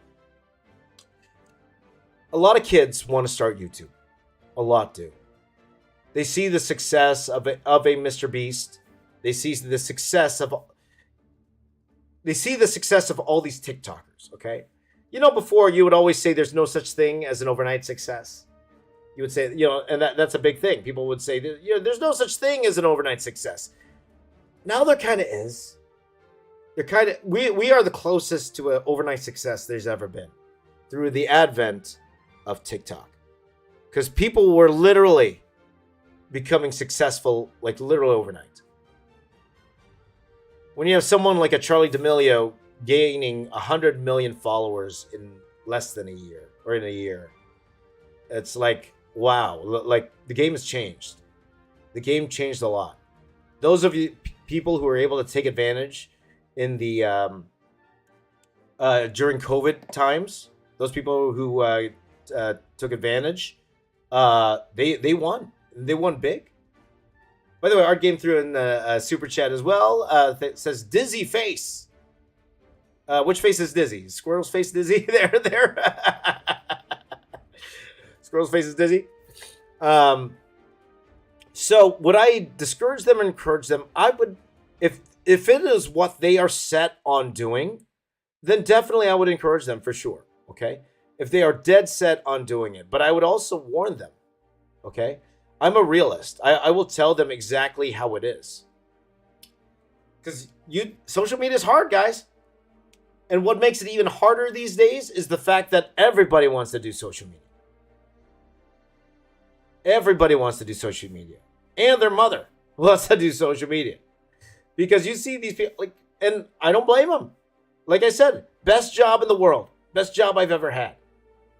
Being a social media artist. So if it was somebody I knew, or if it was one of my kids that wanted to do social media, I would tell them the realities of doing it. I would tell them the way I did it. I would tell them the way my friends did it. My successful YouTube friends did it.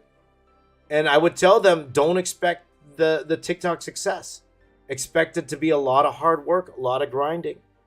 And the problem is when you tell a young person that, a younger person who hasn't been through all of these, they'll be like, they're always like, oh, I'm the exception. I'm the person who will get it right away. Okay? And those are the people who try it for a month, don't get the traction they want, and then quit. So I will always tell people, if you want to be an influencer, fall in love with the content creation first. Don't do it so you can get famous. Okay? Don't be an influencer because you want a lot of followers. Don't be an influencer because there's a possibility for you to make a lot of money. Okay? Be an influencer because you like creating content and you would do it whether you make money or not. Okay? Because eventually that will take care of itself. So that's what I would tell them there, Brian. So whether you would call that deterring or not, because I guess that could be deterring. It's deterring. If they are going to do it, if I can't stop them from doing it, right? If I can't stop them from doing it, at least I want to tell them the realities of it and get them off on the right foot. And that's why I tell you guys stories like this. Guys, remember, I gained 1 million subscribers, sure. But it took me 5 years, or less than that. Let's see. I gained 2019. I started in 2013. Okay? 5 years to gain 1 million subscribers. Some people think, oh, I'm going to gain 1 million subscribers in a year. Well, some were able to do it. Some were able to do that. But that's not the vast majority. The vast majority don't get it that way. Okay? So you got to be patient. All right? Next question here. A lot of comments came in, by the way. A lot of comments came in. So let me go ahead. Next question here. Let's see here. Curse Pika Pika. I agree, as me. Wow, I will draw like this in the coming years. Well, you could draw like this year, my friend. You could definitely, I always say, guys, like, I'm definitely not the best artist in the world. I just like to draw the way I like to draw. Okay. And remember, I got some of you guys, I got like 30 years on it, right? I am an older gentleman. I've been working professionally in comics for over 20 years now. Over 20 years, I've been working professionally, getting paid, doing comics. Over 20 years, my friend. Okay, so yeah, definitely. You better be better than me in the coming years. You better, or you're not working hard enough. Okay? So I'll tell you, you youngins out there watching me right now, you better be better. I'm expecting you to be better than me. You better be, if you're not already. And even that term better is very subjective. Like, people like what they like. People like the artwork that they like. Like some of you are looking at this, you're really cringing right now. What are you doing, James? What is ruining my childhood here? You're probably right. You're probably right.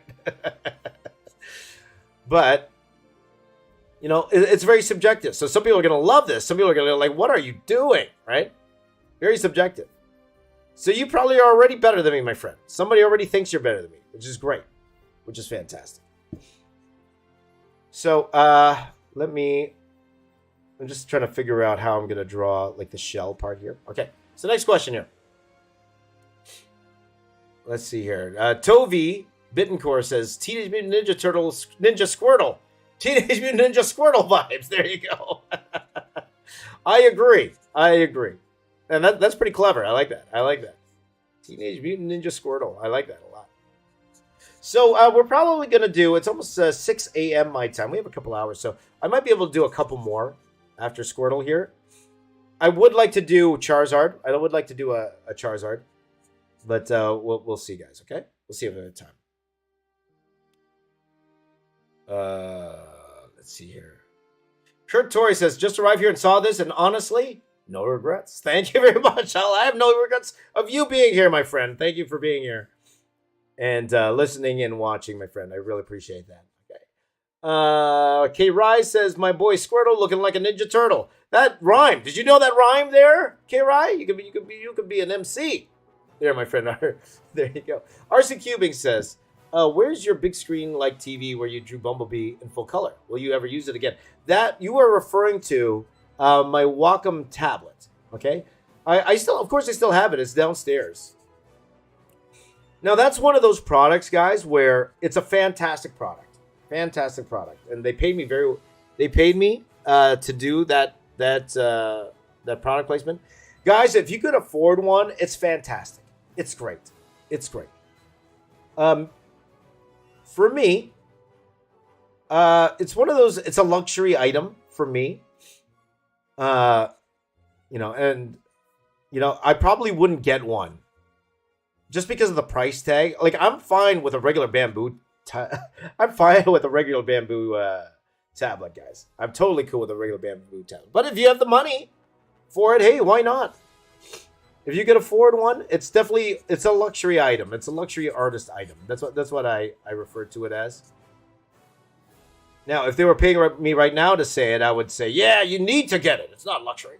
But if I can be honest with you guys, for me personally, just a regular bamboo tablet's totally cool with me. Like, I love Wacom products. I never tried any of the other ones, so I can't speak to their credibility in that sense. But that Wacom tablet, it's fantastic. So I do use it on occasion, but it's downstairs. It's in the basement. I'm actually streaming from my bedroom here, so you guys see my bedroom. There you go. So there you go. Let's see here. Tori says, thank you for the kind words. Oh, thank you for the kind words, my friend. So Care Bear Comics says, meanwhile, if there was something that guaranteed instant success, I'd be the same exception to that. Things like that just happen to make sure that I stay stagnant in life. Well, I'm not. You know what, Care Bear? Maybe you're not sticking with it long enough. Maybe you're not sticking with it long enough. Whatever you want to do in life. Sometimes it's about sticking with it long enough. But also, there's a point where you stick with it long enough, and there's a point where, as Mr. Wonderful would say, a dog is a dog. There comes a time where you need to really take a step back and understand what you're doing is not working. So I would say there could be a point in time, guys, like if you were working on YouTube for, say, 2 years, that would be my threshold. It wouldn't be months, it'd be years. If you were working on YouTube for 2 years and it's just not gaining any traction, there's a problem with your content. There's a problem with what you're doing, okay? That's just the reality of it. 2 years, nobody's caring. You're not you're not getting the views that you want. It's not growing at all.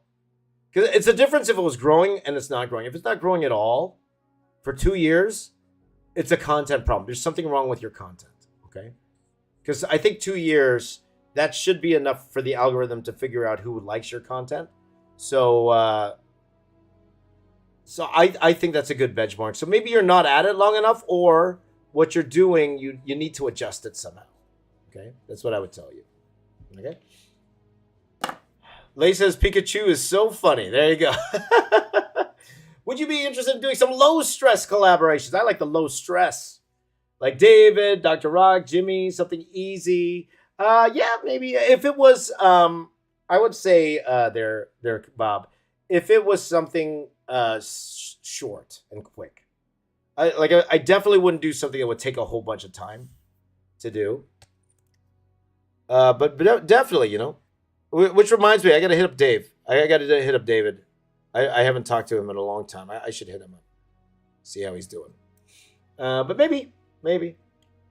Okay, let's see here. Good night, Tori. Probably gone already. Assuming be an influencer to entertain people no matter what, in a positive way. Absolutely, my friend. Bob would like to see Arcane, maybe. I haven't watched Arcane. Let's see here. Daniel Coursey. Greetings from Australia. G'day, mate. G'day. Is that bad? Let me ask my friends from Australia. How often do you cringe when you hear somebody try to do an Australian accent? When you hear somebody put some shrimp on the barbie, you know when you do that, do you cringe? Is that offensive these days? Is that offensive when you do that? I try not to do that, but sometimes it's instinctual. You know, you hear someone from Australia. G'day, mate. I should ask Jazza that, to be honest. I should ask Jazza that. Or my friend Sarah. Sarah Clark. Go follow her as well. She's killing it on YouTube, by the way. She's doing a great job. Sarah Renee Clark. She does an amazing job. What type of paper do you use or prefer? So the paper I'm using, this is my comic book roots, guys. So this is I believe in Europe they call it A3 paper, but this is tabloid size paper, 11 by 17. There's two of them here, so I actually have two that are kind of stitched together that I taped together. That is the size that I'm comfortable working in. So recently, these streams, this is the size paper that I usually work on. Is this size paper? Okay. So. Again, apologies to everybody on Instagram that are trying to talk to me. I don't know if you are or not. My phone is up in the corner, so I can't really see it. So my apologies. So, Azumi wants me to draw Yu-Gi-Oh in a Marvel style. Well, my friend Mario has been wanting me to do Yu-Gi-Oh for a long time now, so I probably will eventually. So we'll see. Let's see here. Muddy 1052 says, I'm the same age as James. I have a 20-year-old son who wants to be a YouTube star, whatever. He's also going to our local Votech for AutoCAD and small machining. There you go. So, you know, this is my advice for anyone who's young that wants to get into YouTube, okay, or wants to be an influencer. And you have the money to go to school, okay? So, I would tell you that if you have the money to go to school, okay, you have the money to learn and you want to be an influencer, okay, I would not go to school and just focus on being an influencer, okay?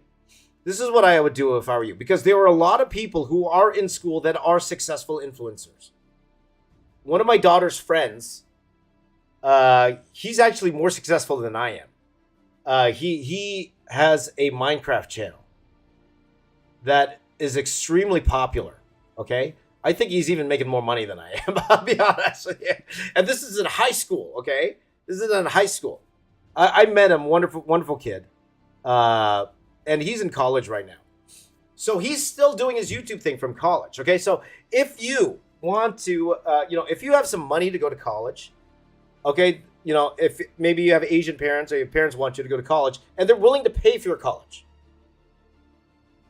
if I were you, I would take a film course. Learn the craft of filmmaking. Because not only that, you could apply it to what you are doing on YouTube, okay? Take a film course.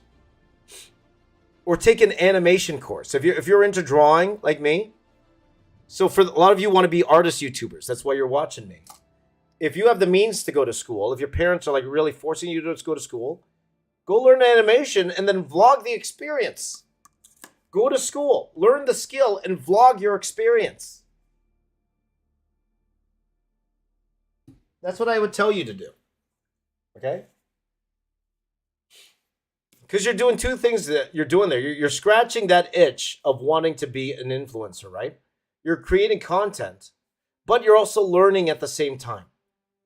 You're learning skills that if it doesn't turn out, that you have more skills to become a better artist. Because a lot of you guys watching me right now, you want to be art YouTubers. You know, you could get that skill of being a great artist. You're going to learn the programs, all sorts of things that you could learn if you have the means to go to school. Okay? Now, the only time that I would tell you not to go to school is if you're already gaining traction. Okay? Now, for that kid that I was telling you about, he was actually asking me advice what he should do because he has very traditional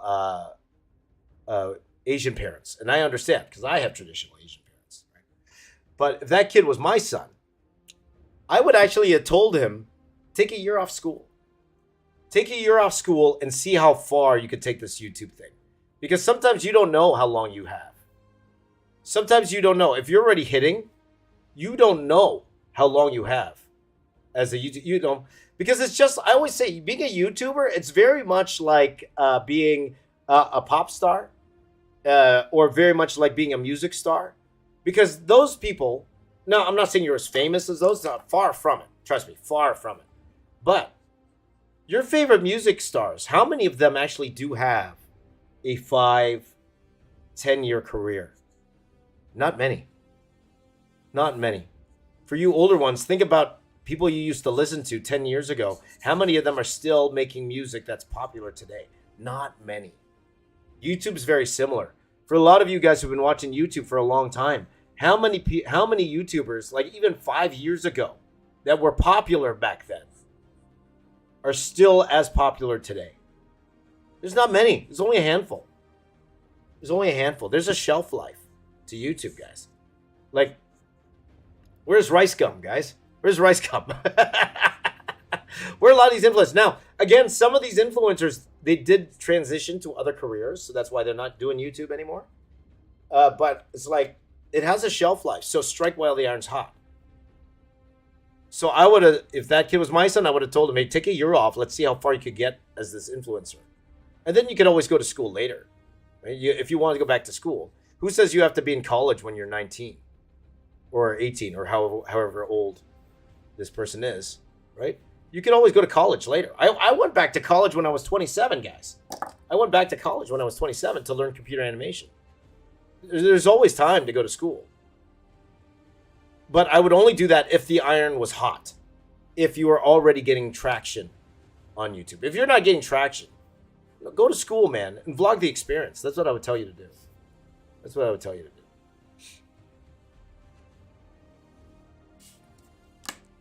Look at these muscular Pokemon here. Look at it.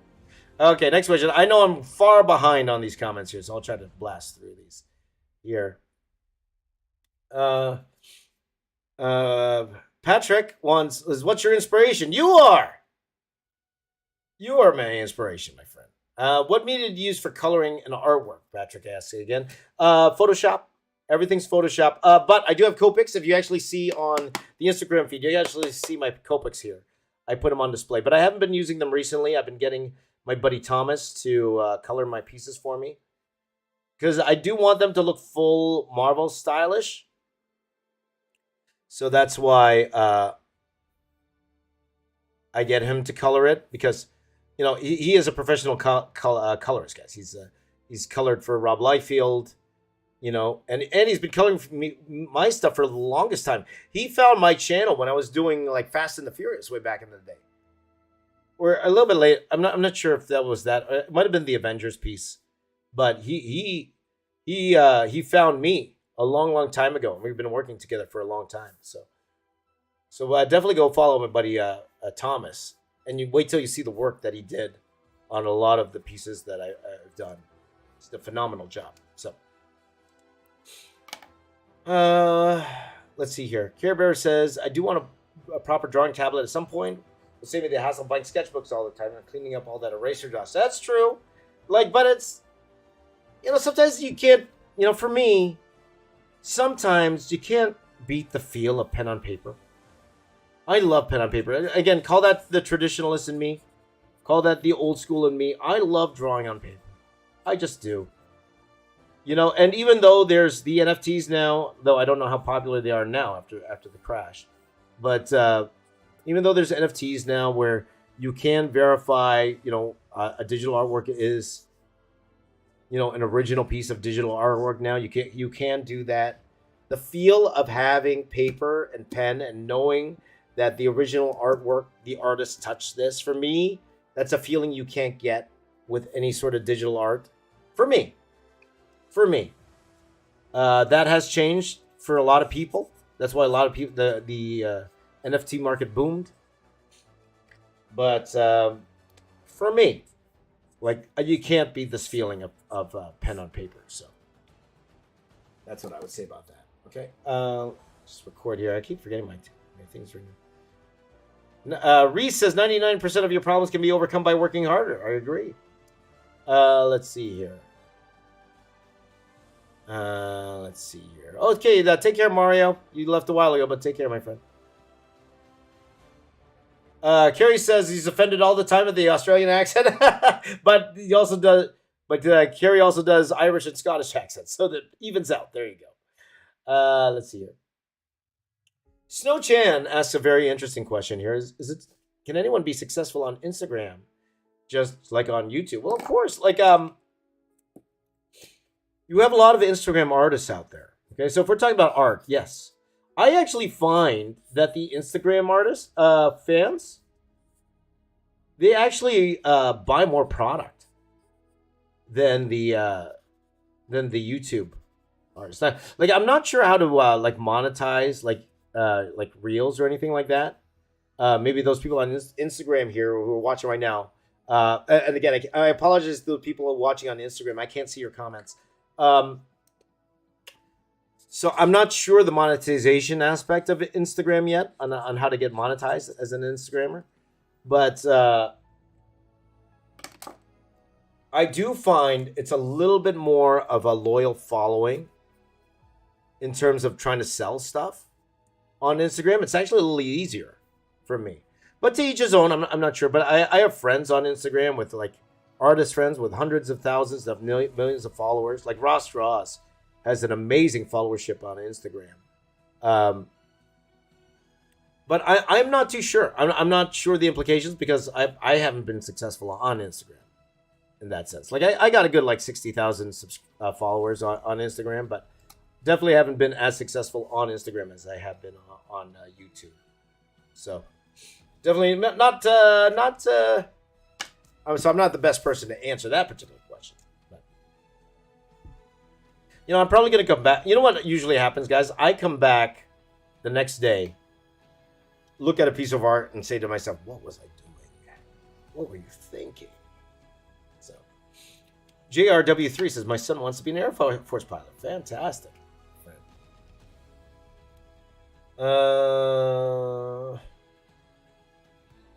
So Bearwolf says, I recently tried to use my GI Bill to go to art school and found out you can't use it if it's been out longer than 20 years. Oh, that's unfortunate. Well, this is your school right now. This is your school, guys. The Box Office Artist Morning Masterclass. That's what this is, okay? Daniel says, I love those pigment liners too, but I refill mine with platinum carbon ink. There you go. That's cool. I haven't tried that before.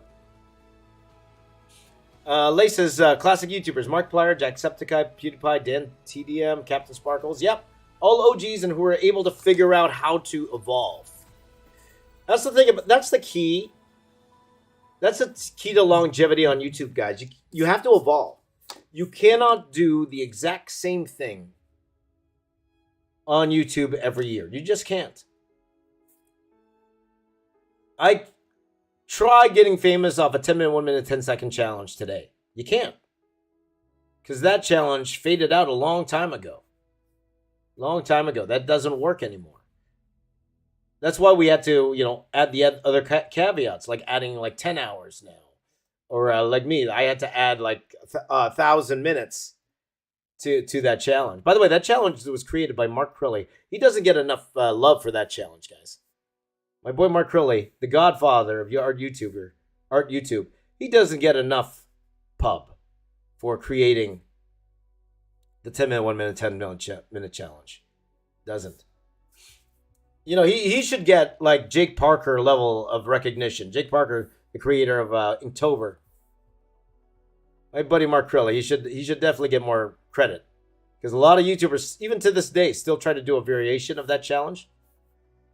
We should dub that the Mark Crilly time challenge, So. Snowchan, what do I plan after YouTube? I'll always be drawing. I think I'll always be on YouTube, guys. Again, YouTube isn't my main source of income anymore. But I think I'll always have a presence. You know what? I keep forgetting to draw the tail, guys. Let's go ahead and draw this muscular tail. I should draw like he's flexing the tail. But I won't. I'll just draw like a curly tail. Just something like that. Okay. Let's see here. Care Bear just wants to promote his comic. Well, that's what you should do with social media, my friend. Use social media to promote your products for sure. That's the best part about social media. It's free advertising. So there you go. Unknown artist wants me to do Machamp. Maybe a little bit later. We'll see. Tradition all the way for Reese. There you go. Let's see here. Reese got his job with Pat Lee, my old boss, through Instagram. Right on. AJ's art addiction. Is 38 too late to get into art? It's never too late, my friend. It's never too late. But I will say, it depends what you want to do with that art. It depends. It does put you a little bit behind the 8 ball. Just say you want to get a job. If you want to get a job at a visual effects company and something like that, it puts you a little bit behind. But if you're talented, you're talented. Doesn't matter what age you are. But if you're looking at the optics, like just say you want to go learn visual effects, right? You actually went to school learning visual effects. It all depends on how the art recruiters would look at that. So if they had a choice between a couple of junior artists, one is your age 38, one is a much younger lad, or like just say maybe he's like 23 or something like that, 23. There's two ways to look at that. Number one, you can look at the 38-year-old, they can admire that, like, hey, look at this guy. He was willing to change his job. He learned, he's just as good as the younger guy. He probably will stick around this company more than the younger kid would. So maybe let's hire the older guy because he's probably going to stay more loyal to the company, right? That might happen. Or they might look at it the other way. They might say, okay, we got this older guy, he's 38, but then this younger guy came in. They both have the same skill level, but the younger one has potential to grow, and we can have this person on our staff for a long time. Right? That's another way to look at it. So there's always advantages and disadvantages to starting late, but it's never too late. Remember, guys, remember one thing, and I always say this, guys. Number one, I started YouTube when I was 35. Stan Lee didn't start writing Marvel comics till he was 40 years old. Stan Lee didn't start writing Marvel comics till he was 40 years old. Colonel Sanders didn't make KFC until his mid-50s, okay? It's never too late. If you are willing to put in the work, if you're willing to be patient, doesn't matter what age you are. You can do whatever you want, right? Go for it, my friend. So, Daniel asked, did I thought about putting out an art coloring book? That'd be interesting. Maybe. I'm trying to look at the logistics to that, but it is a very, very simple product that I could probably do. For sure. Definitely. Which character should I draw now? I think I'll do Charizard, guys. I'm going to do Charizard, okay? Forgive me. I'm going to do Charizard. This might be the last one we do today, but we're going to add some more tomorrow, guys. Okay, we're definitely going to do some more tomorrow.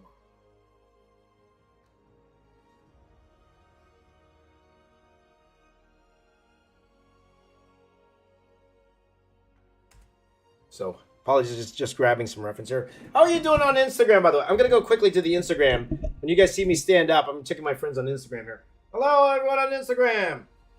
Keith YB Artwork says, so you're saying I got a chance? Yes, you do, my friend. You do have a chance. There's like 3 people on Instagram. Woohoo! Yes. Unknown Artist says, just like Pokemon, you got to evolve. There you go. Tell DM says, do you give critiques to artists? I'd like to know where I stand and what I'm missing that keeps me from getting commissions. Totally understand that for sure. It depends. It depends. Maybe once in a while. It's not my priority. I will say that. Once in a while I do. Like sometimes if people message me on Instagram or whatever, or on Twitter especially, sometimes if I have time I will. But, you know, it's sometimes really hard to get somebody to critique your work. It really is. Because, you know, they're busy too. They're busy people. And you're asking them to take time out of their day, you know, their busy day to do a favor for you, you know. Now, I will tell you this. If you want to get a critique out of an artist, like guys like, you know, guys are great at that. Like Brett Booth always seems to find time to critique artwork. But I will give you this little hint, okay? People are more apt to help people who support them. Okay, so when I say that, I would tell you, if you have a favorite artist, like even from me, and you support them, and I'm not talking monetarily, maybe you're always on their streams, or whenever they post, you're always commenting on their posts. Okay, and they get to know you because you're known as the person who always comments on their posts. Either you're giving them great feedback, or you know you're always telling them why they inspire you, like stuff like that. They are more apt to helping people who support their work than people who just come up, never talked to them before, and just come up to them. First thing they say to them is, "Hey, look at my stuff. Am I good?" Right? You know, you're more apt to help the people that were supporting you first than the people who just come up, and it's very obvious the only reason they want to talk to you is because they want to get ahead of life, right? So that's the difference. So I would tell you, if you want someone to critique your work, get to know them a little bit more. Try to get them more to know you more on a personal level, and then if they do, no matter how busy they are, you would have a better chance of getting them to critique your work if you show a lot of interest in what they are doing. Okay, that's just the way it is. Okay, now not a lot of creators would outright say that, but that is the reality. Okay, because some people even do that subconsciously, like even me. Like when I was a teacher, the people I helped were the people who are vocal, and that wasn't by choice. It was just because they were always the one asking questions. And then you have those students in the back that, you know, they were talented and all, but I couldn't help them that much because they never asked for help. Some I didn't even know were in the class.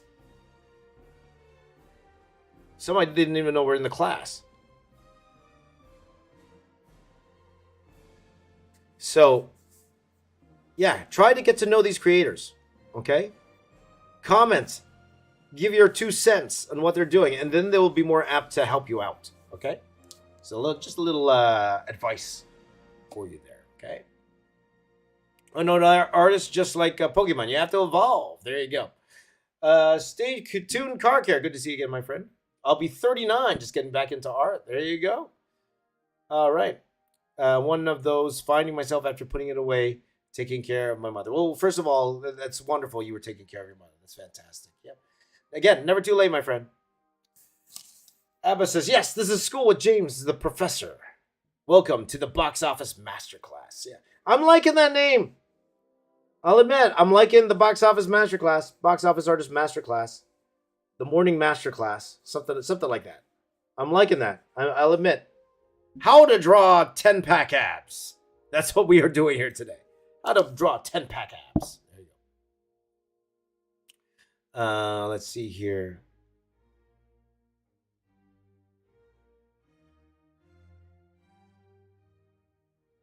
Bearwolf says, I don't want to work for anyone. I have my own concept of the story I'm writing down. That's great. You know, but it is one of those things where you do need to feed yourself, right? So you do need to eat. You do need to eat. What? Food? What? Of course.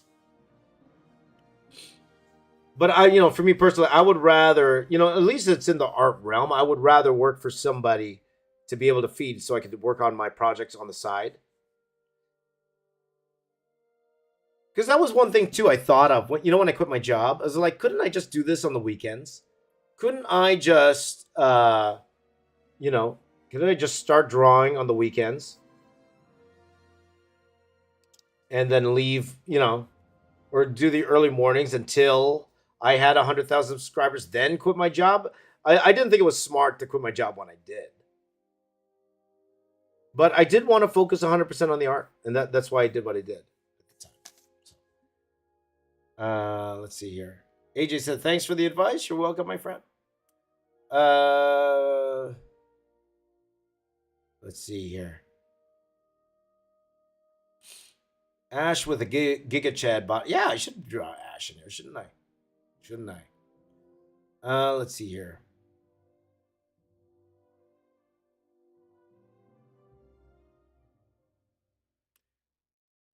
All right. Let's see here. All right. Oh, there you go, Tell DM. There you go. All right. All right. So let's go ahead and finish off this Charizard here, my friends.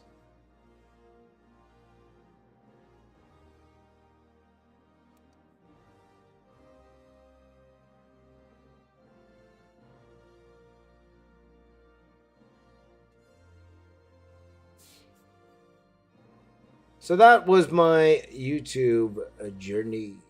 There you go. So let's get on to the news of the day. Let's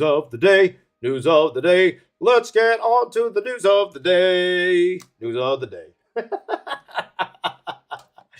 So at this point in the show, guys, I'd like to talk about what's going on in the art world. In the art world and in the pop culture world and the movie world. So let's head over and we'll see what's new. Any news, right? So one thing that I did want to bring up was the new what's it called? DC's Blue Beetle. They put up a new poster with a beetle on it. Like, yay, posters! looks pretty phenomenal, guys. It definitely does. I'm this Blue Beetle movie coming out. Definitely looks exciting. Definitely looks exciting. This Blue Beetle movie. And you could tell that they're behind it. They're definitely behind it. If they cancel Batgirl, but they're keeping Blue Beetle, like, talk about name recognition. Out of the two, you would think that Batgirl would have the better chance of staying in theaters because Batgirl is definitely the more recognizable IP. Batgirl with Batman, like, it's definitely the more recognizable IP than Blue Beetle. Not a lot of people know who Blue Beetle is. But DC decided to release Blue Beetle and not Batgirl. Which, again, brings to the point, how bad was this Batgirl movie, man? How bad was it? It must have been pretty bad.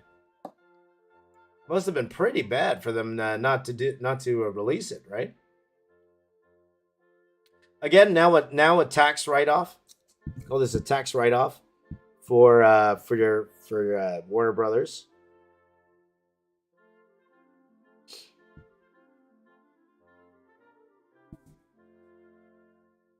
So we'll see. I think it's looking good. Like the costume, I think looks fantastic, for sure. But this is as close as you're gonna get to like an independent franchise movie. What do I say about that? It's definitely a character that not a lot of people know. you know. But then again, not a lot of people knew who Ant-Man was at the same time. So, but in this day and age, it's more like, okay, let's see how it does. Let's see how it does. I'm not sure how it's going to do, but let's definitely see how it does. It's definitely a wait and see. But for them to cancel Batgirl but leave this one going, okay, they must think it's good. They must think this movie is going to get enough traction to release it. But then again, how much does that mean?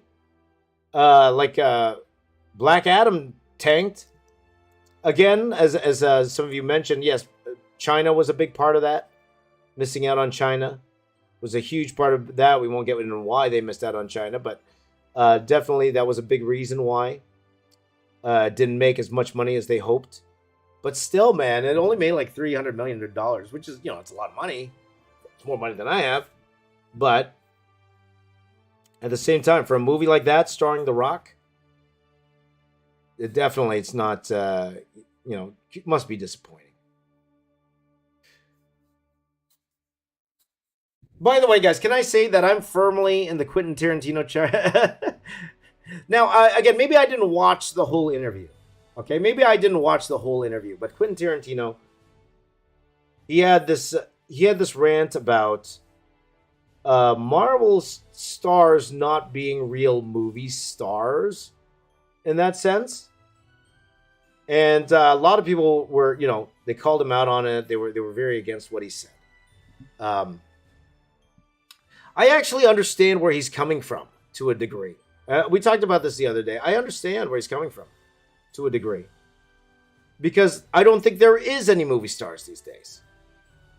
The only one who's really a movie star, maybe The Rock. Maybe The Rock. But even The Rock is not enough to sell a movie anymore. Like, there has to be something behind it. Some sort of, some sort of gimmick behind it. But there's the days of Arnold Schwarzenegger or Jim Carrey, maybe Tom Cruise. Tom Cruise might still be there. But, if Tom Cruise was in an independent movie and that's all you knew, it was Tom Cruise, would that sell out the theater? I don't know. I think the day of the movie star in general is dead. So maybe Quentin was, having the generality. Because his whole point was, it's not and he's definitely not the first one to say this. It's not the movie stars that are the stars. It's the characters that are the stars. I kind of agree with that. But it's not just that. It's like the movie industry as a whole. There's no, there's no real movie stars anymore. Carol O'Neill says Black Adam tanked. Well, it lost money. If you call that tanked, it lost money. And remember, guys, don't just look at how much it costs to make the movie. Marketing costs is at least double that. Okay? So when you see a movie was made for like $200 million, you're like, James, how did it lose money? It made $300 million. It only cost $200 million. It cost $200 million to make the movie, but it costs probably a good $150 million to market the movie. I believe it's 2 times the budget, something like that. Like 1.5 times the budget or 2 times the budget to market the movie. You think they just put the movies on commercials for free? They just put Black Adam commercials. The networks just do that for free? Of course not. That's how they make their money. So there you go. Shalon Kaysen says, what do you think about solo artists making entire movies in Blender and Unreal? The method of making 100 million movies might change soon. Dude, Shalon, with AI now, it's going to change way sooner than that. It will definitely change way sooner than that. It's already here. You know what technology is all about, guys? Technology is all about doing things faster and cheaper. At the end of the day, that's what technology is. It's a way for us to do things faster and cheaper. And definitely, even more so than just Blender and Unreal. Like those are the 3D programs. It's like It's getting so crazy now where it's just going to be the movie button now. I have a movie about three muscular Pokemon. They go into this ice world. They fight off ice dragons. Where's the hit make movie button? Boop, there it is. And the whole movie's there already. Create story. Boop, create story. Oh, there's a create story button. That's going to happen, guys. It sounds far-fetched. It might not be as far-fetched as you think. Might not be as far-fetched as you think. So, Ryan Reynolds seemed to sell a movie just by being attached. I don't know about that, Care Bear. Some maybe. Christian Bale still sells films. Bro, have you heard of the movie The Promise? I worked on that movie. Christian Bale was in that. Oscar Isaac was in that, and it tanked. It tanked. It's more than just the movie. It has to be the premise of the movie. It's the premise of the movie, right?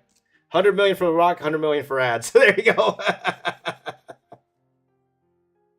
So again, guys, that's just my opinion. If you don't feel that way, that's cool too. No problem. If you don't feel that way, I kind of feel that way. If I were to put Christian Bale in my movie right now, movie of the James Raiz story, Christian Bale starring in the James Raiz story, it's not going to make hundreds of millions of dollars. Maybe a few million, maybe 10 to 20 million, maybe. Starring Christian Bale. Because there was a time, guys. There was a time. Some of you may be too young to know this. There was a time.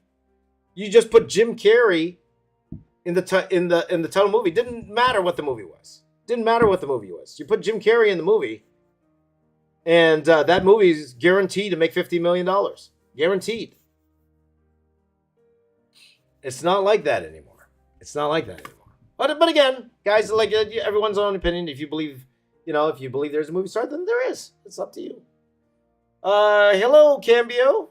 How are you doing, my friend? Thank you for watching on Twitch. I appreciate that. Good to see him. Still grinding. Still grinding. Still trying, my friend. There you go. Yeah, so. Still grinding. It's more like having fun. We're having a good time here, guys. Having a good time here. Streaming on multiple platforms again. We are streaming on YouTube. We're streaming on Twitch. We're streaming on Facebook Live.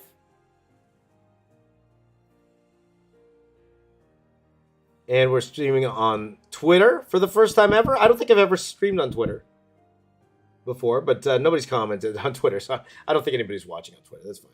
And on Instagram as well. My friends on Instagram. Let's see if 2 people are watching on Instagram. Let's see.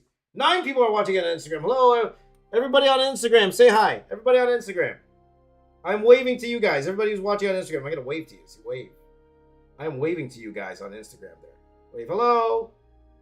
I'm going to wave to you guys. I'm waving to all of you on Instagram. My apologies, guys, for not talking on Instagram because my phone is all the way up at the top here. My phone is all the way up at the top.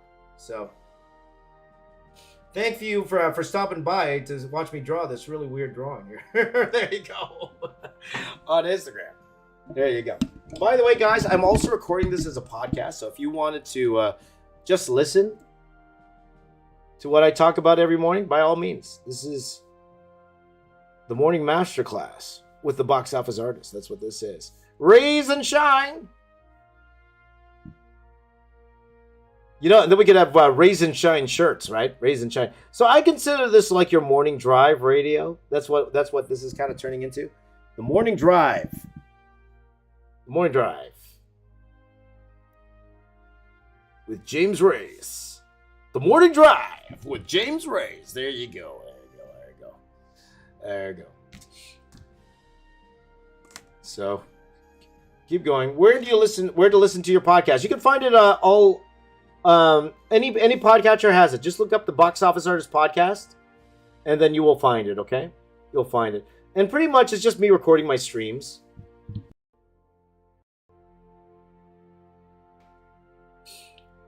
I used to, do a lot of interviews with other artists, but now that I don't have any more help, I don't have anyone working for me anymore.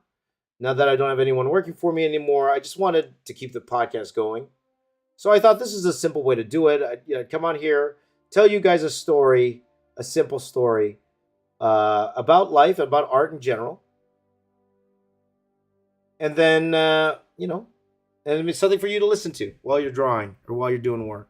Okay, so that's what we're doing. The box office drive-in. There you go. So keep working, guys. Keep working.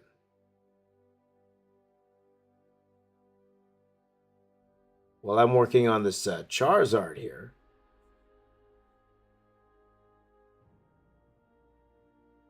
So yeah, so that was one piece of news for the day. So let's take a look at another piece of news here. Let's see what else is happening in the world of movies. Not much. Oh, here's an interesting story here. Amazon Prime tops Netflix in the amount of U.S. subscribers. Wow, that's a huge story. That is a huge story there. Wow, Netflix slipped to second with Hulu third, Disney Plus fourth, HBO Max fifth, ESPN Plus sixth, Paramount Plus seventh, Apple TV eighth, Peacock ninth, and Starz 10th. Amazon said last year it has more than 200 million Prime members. Okay? Now, I will say, though, even though that they beat Netflix, which is incredible all on its own, it's because, a lot of people buy Prime not just to get the Prime benefits of having a streaming service, right?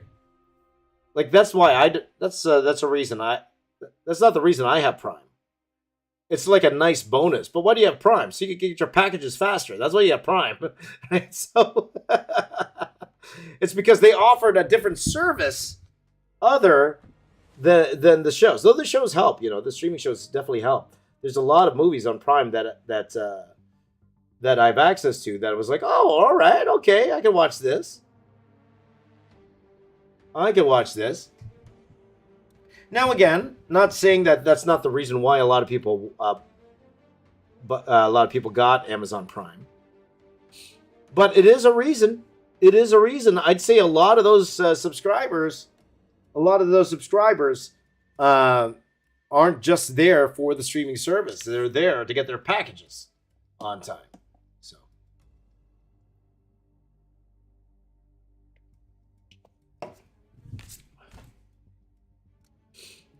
But that is a big story. I think that's actually a really big story that they surpassed Netflix, because Netflix has been number one for a long, long, long time.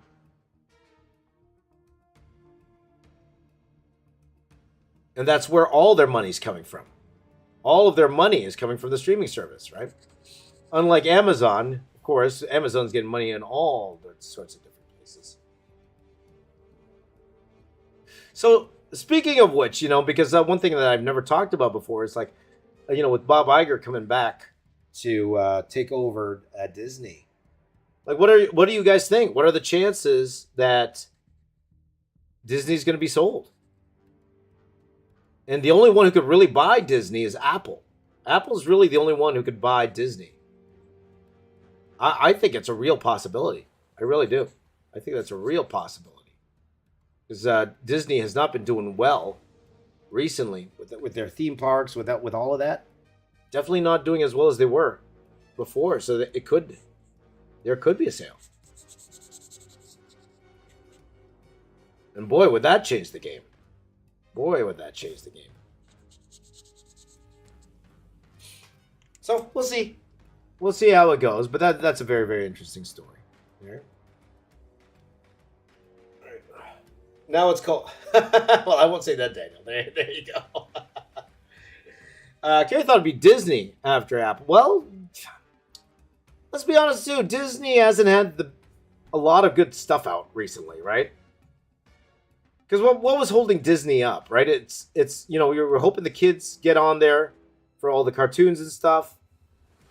But the regular folk aren't really interested unless there's like a cool Marvel or Star Wars project. Star Wars hasn't been hot for a while, guys, right? It definitely hasn't been hot for a while. The Marvel, all the Marvel projects on Disney Plus, they've been hit or miss. And a lot more misses in some people's opinion than hits. So that actually doesn't surprise me that Disney has fallen off a little bit. And again, this is U.S. markets, guys. This does say U.S. markets, so I'm not sure what it is internationally.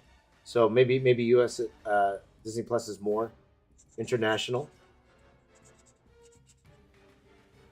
But yeah, that doesn't surprise me at all until Disney comes up with like a bona fide hit where you have to watch Disney Plus to watch it.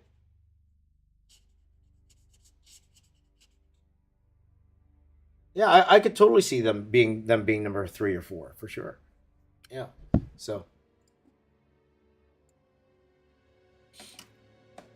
yeah, that's a very, very interesting story there.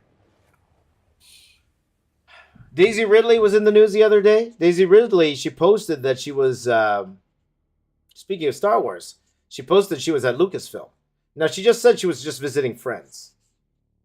Okay, but it was very cool to see her. You know what? I feel sorry for her. I really do. Like, it's not her fault. You know? It's not her fault that a lot of people didn't like those movies. But then she, that's what the internet does what the internet does. She started getting a lot of hate for just playing a character that, she didn't, that she played. Where she was off Instagram for a long time. She was off Instagram for a long time. That wasn't her fault. I remember when I drew Daisy Ridley in Star Wars, I drew a piece, and she actually responded. She responded to it, and then she got really famous. Then everybody started sending her pieces. Now, people are just sending her pieces. Instead of artists sending, anyone can send it now with those apps, those AI apps now, right? Why do they need us anymore, guys? Us artists.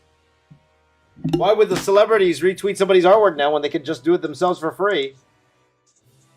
With these apps, or for a few dollars, with these new apps. Welcome to the future, as we say. There you go. Welcome to the future. You can just imagine if Discovery bought Disney or vice versa. Putting Marvel and Disney under the same parent company. Wasn't that that was the rumor? And that'd be great for us. Great for us fans. Because it's going to happen. It's too much money to not do a DC Marvel crossover. If that were to ever happen, that's too much money to pass up. Of course they would do that. A DC Marvel crossover? It's too much money there. All the money. Be all the money if they did something like that. But we'll see. I just counted Charizard's abs and I counted 10. Yes. There you go. There you go. I said Rogue One gave me hope, but I didn't like any of the Star Wars films. You know what? You're not alone there. And I loved Rogue One. I absolutely loved Rogue One. That's why I love Andor. Andor's fantastic. Guys, if you haven't watched Andor, I think Andor's great. It really makes Star Wars real. That's how I feel about Andor. It gave a realism to Star Wars that, when you watch all these Jedi and all that stuff, not that I don't love the Jedi. Of course I do. Of course I love the Jedi. But, when we're watching all the other series, it's very fantastical. But then watching something like Andor really grounds the entire series. It really does.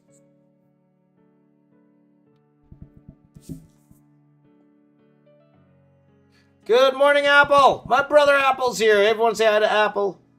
My buddy Apple's here. Good morning, my friend. Good to see you, my buddy. Brother Apple's here, guys. And I am streaming right now on Twitch, on YouTube, on Twitter, and on Facebook. The quadfecta? Is that how you say it? Quadfecta.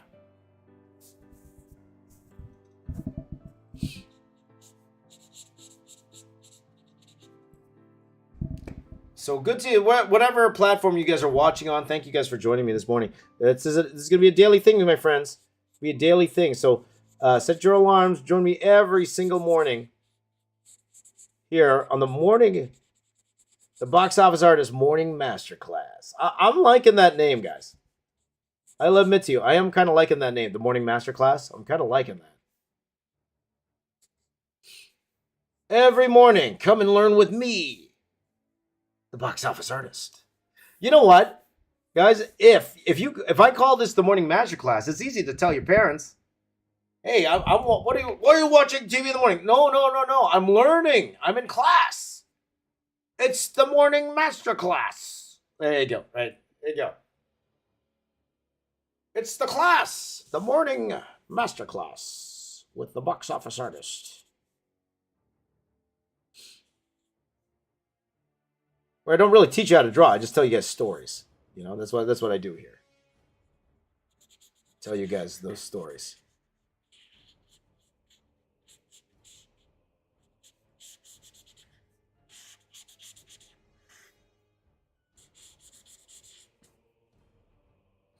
And draw a lot of abs. That's what I do every time.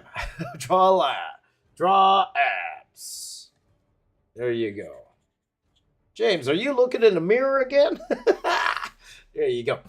So,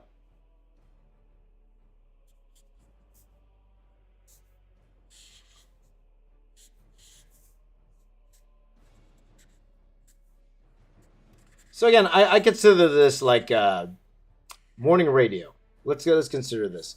Morning radio. Who are your favorite morning radio guys? I am the Howard Stern of Art Morning Radio.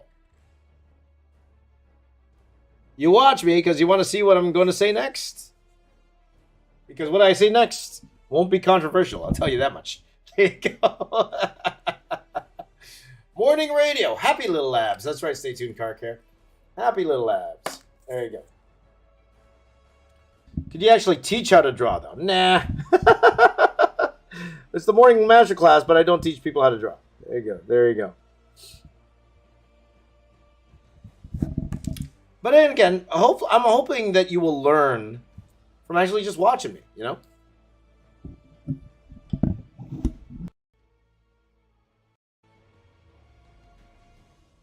And again, you have the option of asking me questions. So whenever you see me drawing something, just ask. That's why I'm here. Just ask. That's all you got to do. Just ask. Ask me a question. Come on. Ask me. It's like your morning drive, you know. You're driving to work. Or you could, by the way, I do try my best to get these podcasts out immediately. So we're talking about like within the first few hours of the day. So if you are on the West Coast, you want to just listen to me talk, you definitely could do that.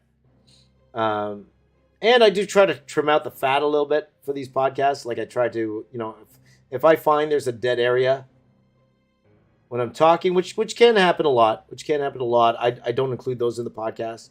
I just try to put the relevant stuff or where I know I'm talking the most so that, it's a little bit more listening to that. That's right. Unknown Artist Mom, you're in class. You're in class. I like that. See, abs and no feet. That's what I do. There you go. What kind of reference do I have for drawing? All I really have in front of me, guys, right now is... Actually, I don't have any reference in front of me right now. I was looking at a Charizard just for the face, but then that's pretty much it.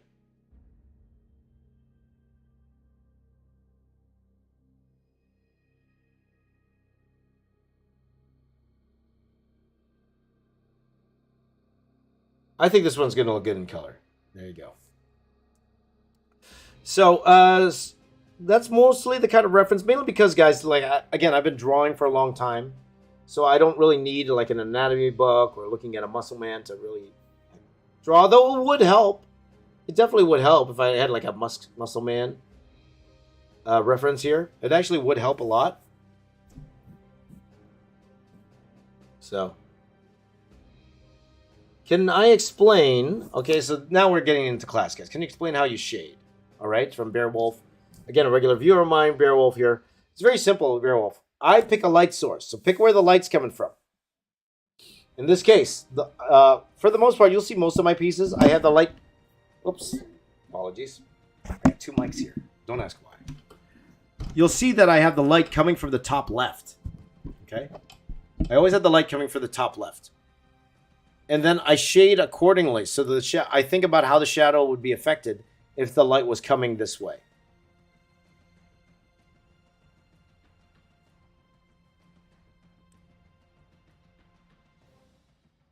And then I use cross-hatching for gradation, the way the light would go around the surface. So that's my reasoning, that's my thinking for adding the dark areas the way I do. So whenever you guys are looking at your favorite artist and trying to figure out how they draw or copying them, okay? Because that's how I learned too. I used to copy my favorite artist's artwork. Don't just copy, learn. Understand why they do certain things. Like for me, why am I adding like these smaller lines here? Because it's the gradation of light. That's what I'm trying to do here. Mimic light going around a surface with pen and ink. Okay? This would be easier if it was in color. It'd be a lot easier if it was in color. But how would it look if it was in pen and ink? And that's what I'm trying to do. Okay? So hopefully that helped, my friend. Why do I have light coming from the top left? Because I do. Because it's fun. I don't know. It's just by default. Because if you looked at all the artwork I've done over the past month, like we've been streaming every day on YouTube for about a month now. Today was the first day we've done it live on the other platforms. For the most part, you'll always see me do it at the top left. It's just something so it's consistent, It's just consistency more than anything else. So that's what I try to do. So let me just go back to my Charizard reference here. Because, he has a different color. I should have given him a claw. I just realized that. I should have given him a claw. Should have given him a claw. Lay wants my favorite type of cheese. I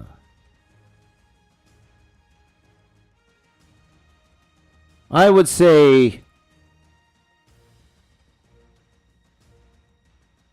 my favorite type of cheese, it's real Gouda. No, I just wanted to say that. Mozzarella. Let's go mozzarella. I like a good mozzarella cheese. Mozzarella. Was that offensive? Let me ask you that. Was that offensive? I apologize if that was offensive to anybody.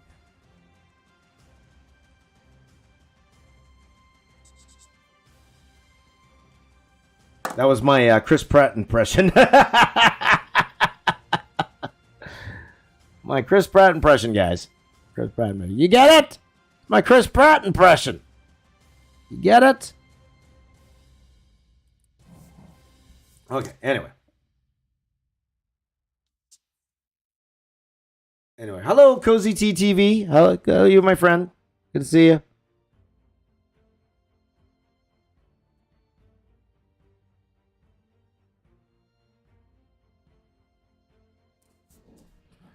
Okay, so just working on the Charizard here.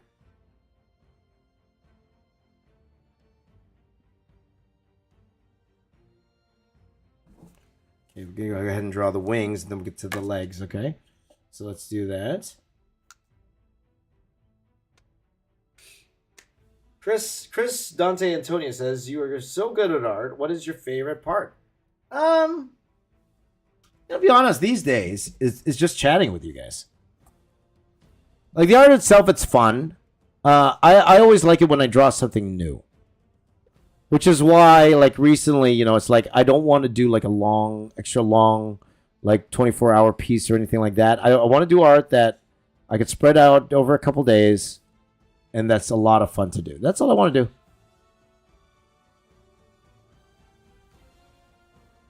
But I do like drawing big, muscular men.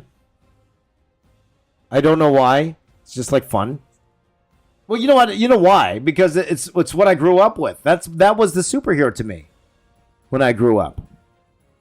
Big, muscular men. And you know why it was like a superhero? Because it's very hard to achieve. Some can't achieve it without help. But whenever I saw that, you think superhero. I think that's why I gravitated towards even things like wrestling in that sense. Because to me, when I was younger, it's like real life superheroes. That's what it was. So there you go. Nice chill stream before bed. That's right, my friend. Just relax. Relax. There you go.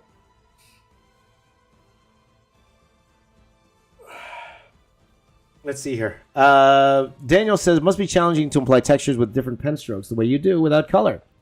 For example, Pikachu's shiny ears and bulky arms. Yes, for sure. Like having like these little white streaks here, that does imply more shininess to it. Whereas something like this, and then even adding like little dots like this, the way I'm doing it right now, that implies texture. It definitely does imply texture. Now, part of it is like, should I add scales to this drawing? Should I? And then I asked myself, I could, but would it add anything? Or would it just take my time? You know what I mean? So I always ask myself whenever I'm adding detail to somebody, does it actually add to the drawing? Or does it really matter at the end of the day? And a lot of the times, it doesn't really matter. Like, for example, I'm drawing these little squiggly lines here. It doesn't matter. You don't really need those there. But it's fun.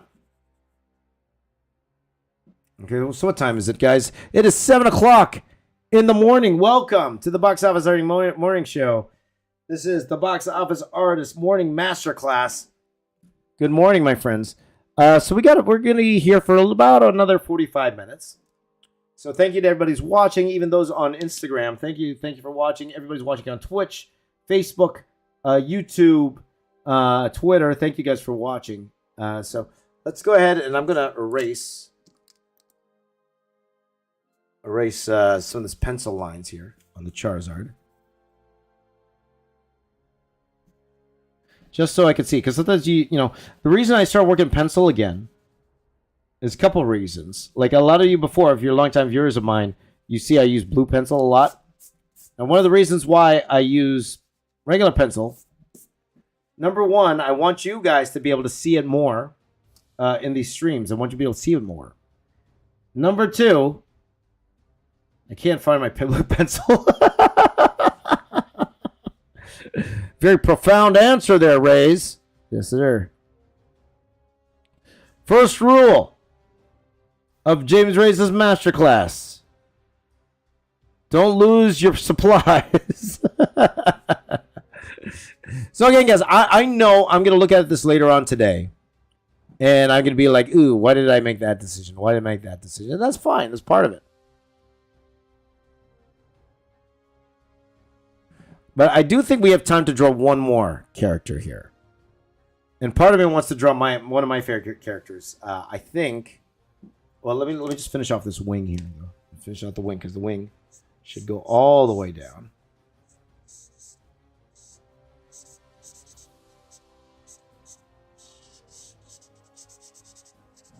There you go. Let me just darken up this wing a little bit, like that. There you go.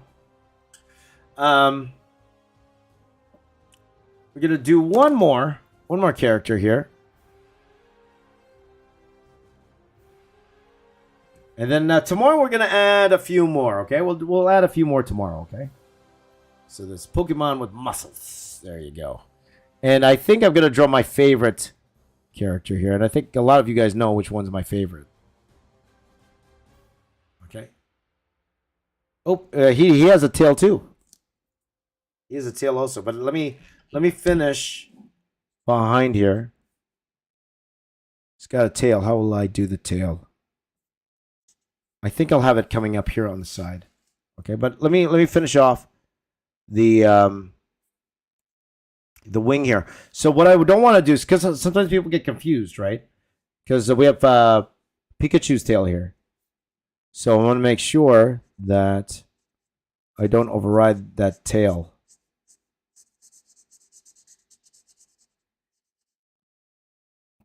So if I were to draw a line that goes around like this.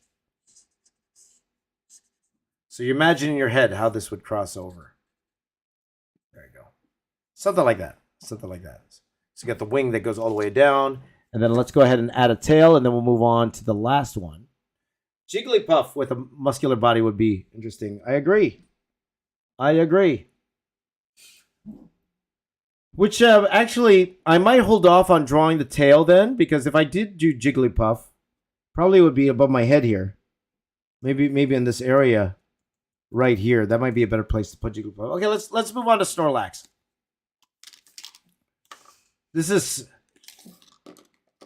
Mass Hysterical says this is slightly disturbing. What do you mean slightly? It's very disturbing. But that's what we do here on the Box Office Artist Morning Masterclass. That's what we do, my friends.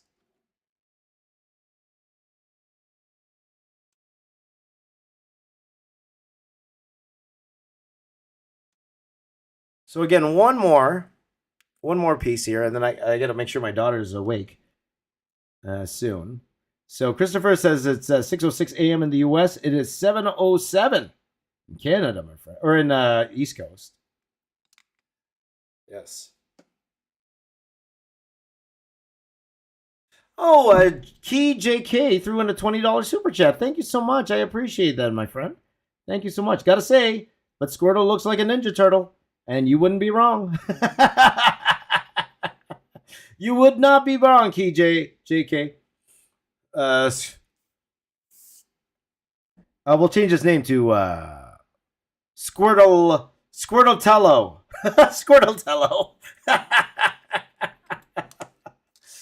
Squirtello.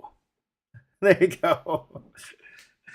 Now, the way I draw Snorlax, should I draw him like a lean, muscular Pokemon, or should I draw him like a fat, muscular Pokemon?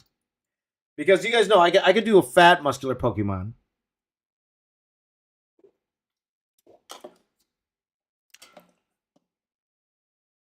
So let me ask you guys this. Let's see what you guys say. Squirtelnardo. Squirtelnardo? Squirtello?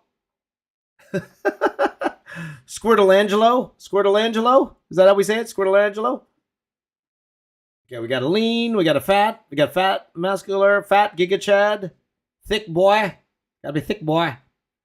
Thank you very much, Chris Antonio. Chris, look, I'm gonna give the decision to Instagram. Okay, anyone watching on Instagram? There's 3 people on Instagram. There you go.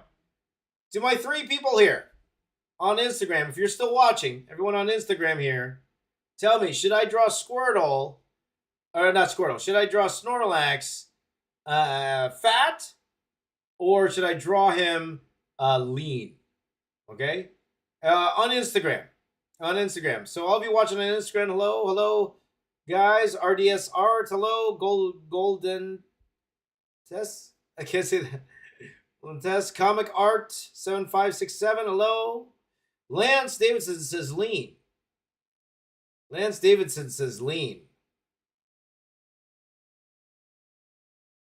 Pokechard. And Lance Davidson says lean. Ebar says lean. Iba Haskar 19 says lean.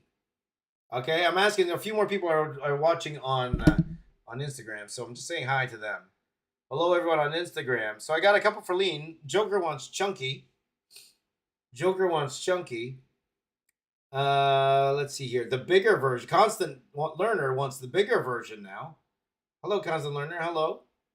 Hello, Jackie INC. Hello, how are you? The bigger version. It's like mix. It's a mix, guys. Muscular fat. Jenny wants muscular fat. Fat. Yeah. Green Justin wants Mewtwo. That's not a version of Snorlax. Just joking. There you go. Okay, so let's, you know what, guys? I think we're doing fat. Let's do fat. Constant Learner says Snorlax isn't the same if he's skinny. You know what? I agree. Okay, so we're going to do a bulkier Snorlax. Okay? Let's do a bulkier Snorlax, guys. Okay, so thank you to everyone on Instagram. And, Key JK threw in another super chat. Thank you so much for that, my friend. Says, can you make Snorlax body like a sumo wrestler? Oh, how about a muscular fat Snorlax? I think that does make the most sense. That he's like a muscular fat sumo style guy. So let's try it. Let's try it here. Maybe like Fat Thor. No. Here's the thing. Fat Thor had like a belly. I want to add some muscles to this belly. Okay. So let me add Snorlax here for a second. Snorlax. Oops. Snorlax. Yeah, I grabbed some Snorlax reference there. He's all sleepy. Look at that guy. Look at that guy. So he's a sleepy dude. So sleepy. So that's what we're gonna do here. And thank you to everybody who's watching on all platforms. I really appreciate you guys spending your morning or evening or wherever you are in the world with me. So we're gonna make them fat dudes.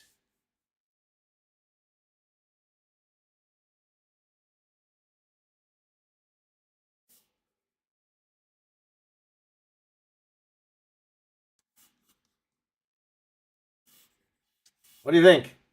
What do you think? What do you think, KJ? KJK? What do you think? So what's gonna happen here is, so he's got a big round belly, but he's got like one of those HGH bellies. For those of you who know what that is, an HGH belly. So an HGH belly, for those who don't know, it's like people who take steroids, like they have these their abs, they actually push it out, so it's because their intestines are a little bit over enlarged, so it actually pushes their belly out a little bit. That's what usually happens. So, man, does that look weird or what, eh? Oh boy. Look at that. Look at that, guys. Look at that. E-Honda. Yeah, like E-Honda. Like E-Honda. There you go. That's a good one. Beowulf. E-Honda. For those of you who don't know, E-Honda is a character in Street Fighter. I'm liking it, guys. Good choice. Good choice to everybody in the Instagram chat there. Great choice, my friends. Great choice. I don't know how many of the people on Instagram, they came from YouTube because they knew I was going to get the answer from there. Look at that. Look at that, guys. Look at that. He's definitely going to have a lazy face there, Baskar. Lazy face. There you go. Ice Pull says, teach me how to paint like this. I will give you my brother for that. You want to exchange the drawing for your brother? No. Keep your brother. Keep your brother.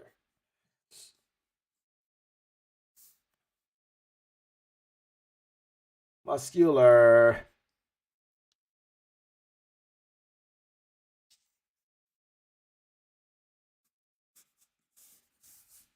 There you go. What do you guys think?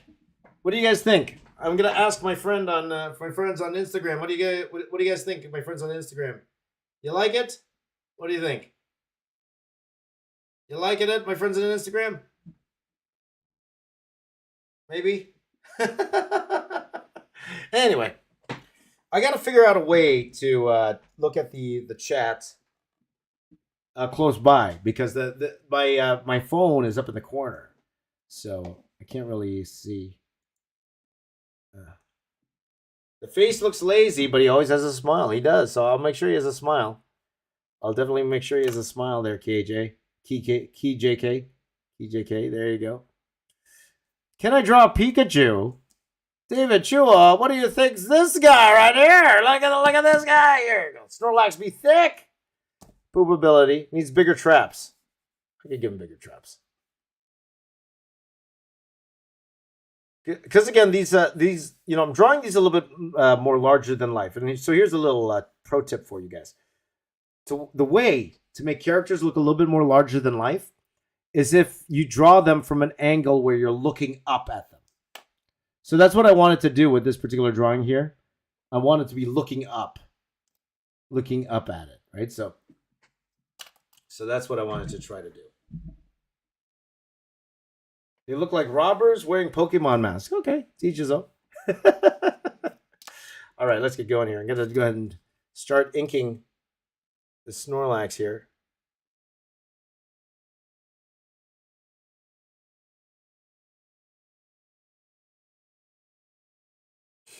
Snorlax, one of my favorites, for sure. So this was a lot of fun today, guys. I'm having a good time today, streaming on all platforms. And thank you for wherever you are joining me, whether you're on Instagram, Twitch, on YouTube. Thank you guys for joining me this morning. It really means a lot to me, or evening, or wherever you are in the world. Again, I am in Toronto, Canada. So it is currently 7:16 a.m. And we will go until this is probably finished here. This Snorlax. This will be the last one we do for today.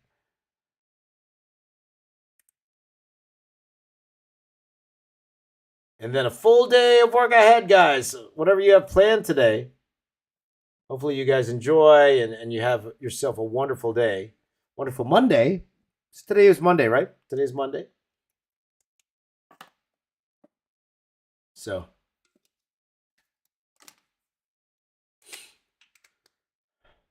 there you go. There you go.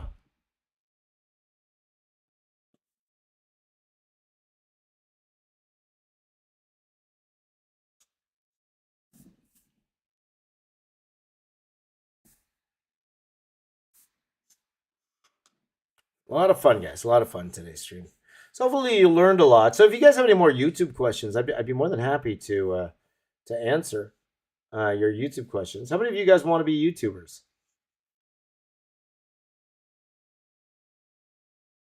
Let's see. Go and see your daughter on your 14th birthday. Is it her birthday today, Nathan? By the way, Nathan has been a long time viewer of mine, so it's always great to see Nathan here on the streams. There you go. There you go.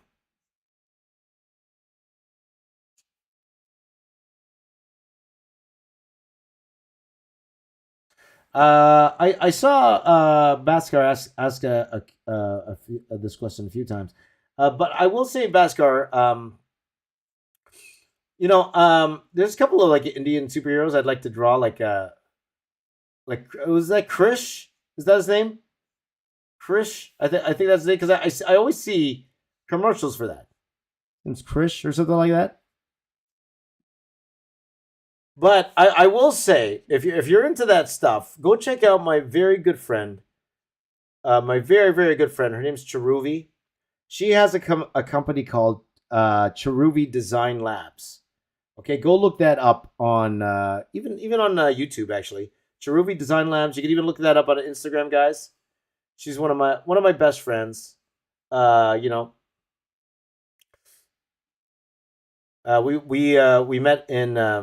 We met in college in when I went back to college.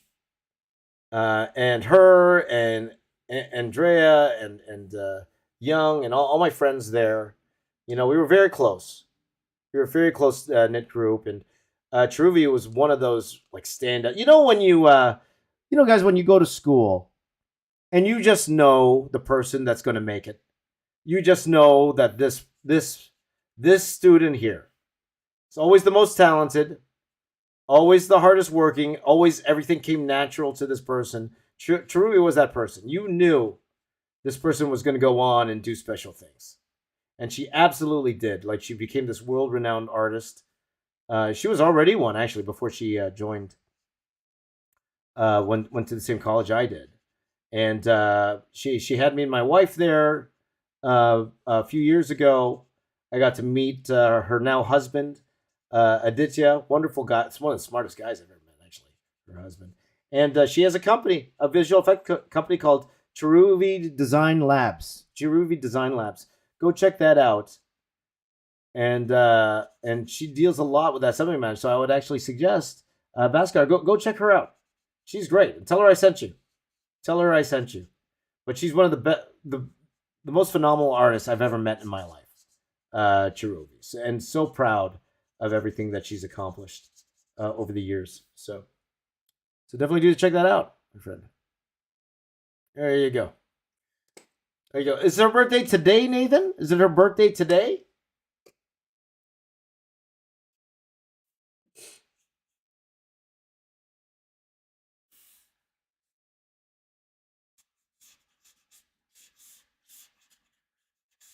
Can you guys see what I'm doing here?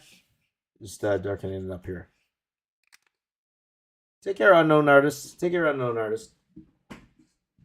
Okay, so we are winding down here, guys. We're coming down to the end of this drawing. And again, hello, good morning to everybody. This is Ohio Final Boss, it says here on Instagram. Hello, Skivret? Skivret. Hello, Skivret. Hello, everybody on Instagram joining in. You know, I'll stand up once in a while just to say hi to my friends on Instagram there. It's birthday today. Okay, guys, you know what we do whenever it's somebody's birthday. You know what we do. And we got to do this every day, especially for my brother Nathan there and your daughter. Happy birthday to your daughter. And for you and your family, my friend Nathan, this is for you. Okay, everybody, let's do it together. Here we go.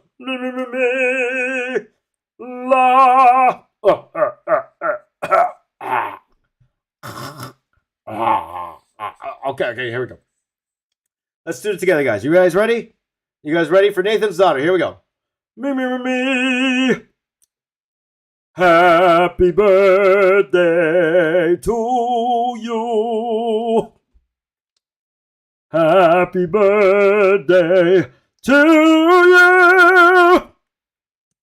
Happy birthday, dear Nathan's daughter.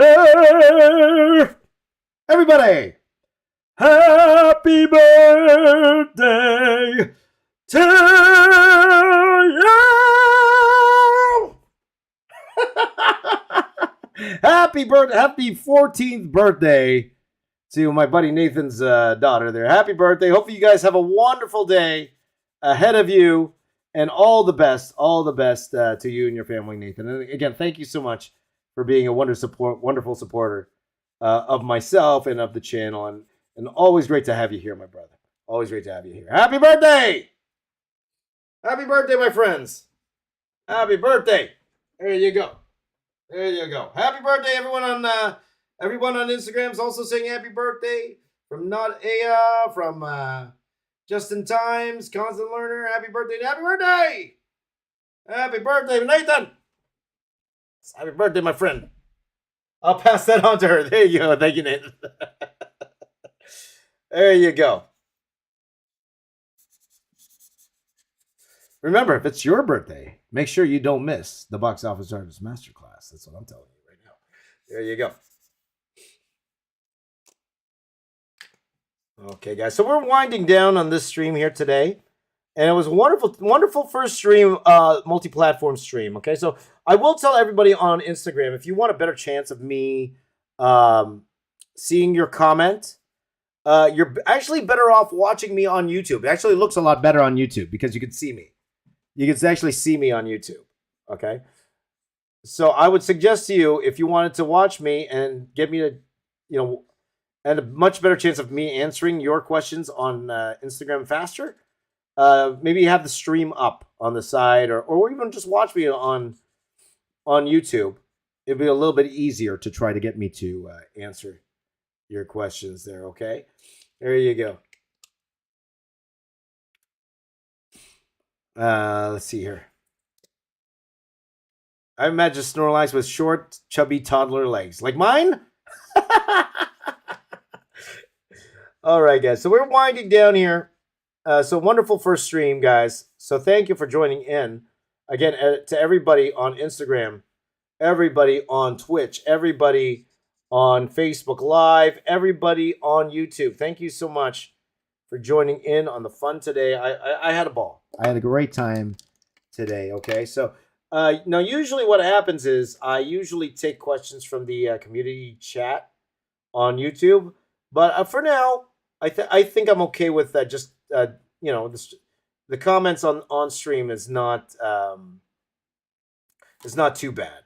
So I actually don't mind answering straight directly from your live comments and questions. So if you want me to answer your live comment question, it's best to watch me live. But if you can't, I'll put up a post in the community chat for you to ask your questions, and then I will answer them. And you could come back and see if I answered your question in the latest stream, which I probably will, for sure. So But this is a lot of fun. Now, guaranteed, guys, I'm going to take a look at this later on today. I'm not going to like it. I'm going to say to myself, okay, I could have done this better. I definitely could have done this better and that better. I could have cross-hatched this a little differently. Like little things like that, I might, most likely will do. So we're going to come back tomorrow. We're going to add a few more characters to the mix, guys. We're going to add a few more characters up here. We're going to have them flying. We're going to do that all tomorrow. So don't miss it, okay? Don't you dare miss it, as the great Canadian Billy Red Lyons used to say. That is a very old reference nobody would get. But don't you dare miss it. All right, so thank you guys for watching. This was a lot of fun. I highly enjoyed this. And hopefully you guys enjoyed it as well. So we're going to leave it there, guys. We're going to leave it there. Let me just erase this part, because I might actually come back and add more detail to this tomorrow, to this Snorlax. Again, because it's the last one, it's usually the one I kind of, I won't say punt, but kind of just get by faster, you know? Whoops. There you go. There you go. So we're going to do this again tomorrow, guys. This is the Box Office Artist Morning Masterclass. Every single day, we're going to come here early in the morning, and we're going to get some work done together. We're going to talk. We're going to hang out. And yes, Jet Rate, same time tomorrow. Okay, so roughly around, I'll be on anywhere between 4 and 5 a.m. Eastern time. So around there, okay? So around there. I would like to make this more regular, but it depends on what I do in the evening. Like tonight, I know I'm going to be home a little later. So there could be a chance I might be starting the stream probably around 5 o'clock tomorrow morning. If I get to go on earlier, fantastic. But you guys know me.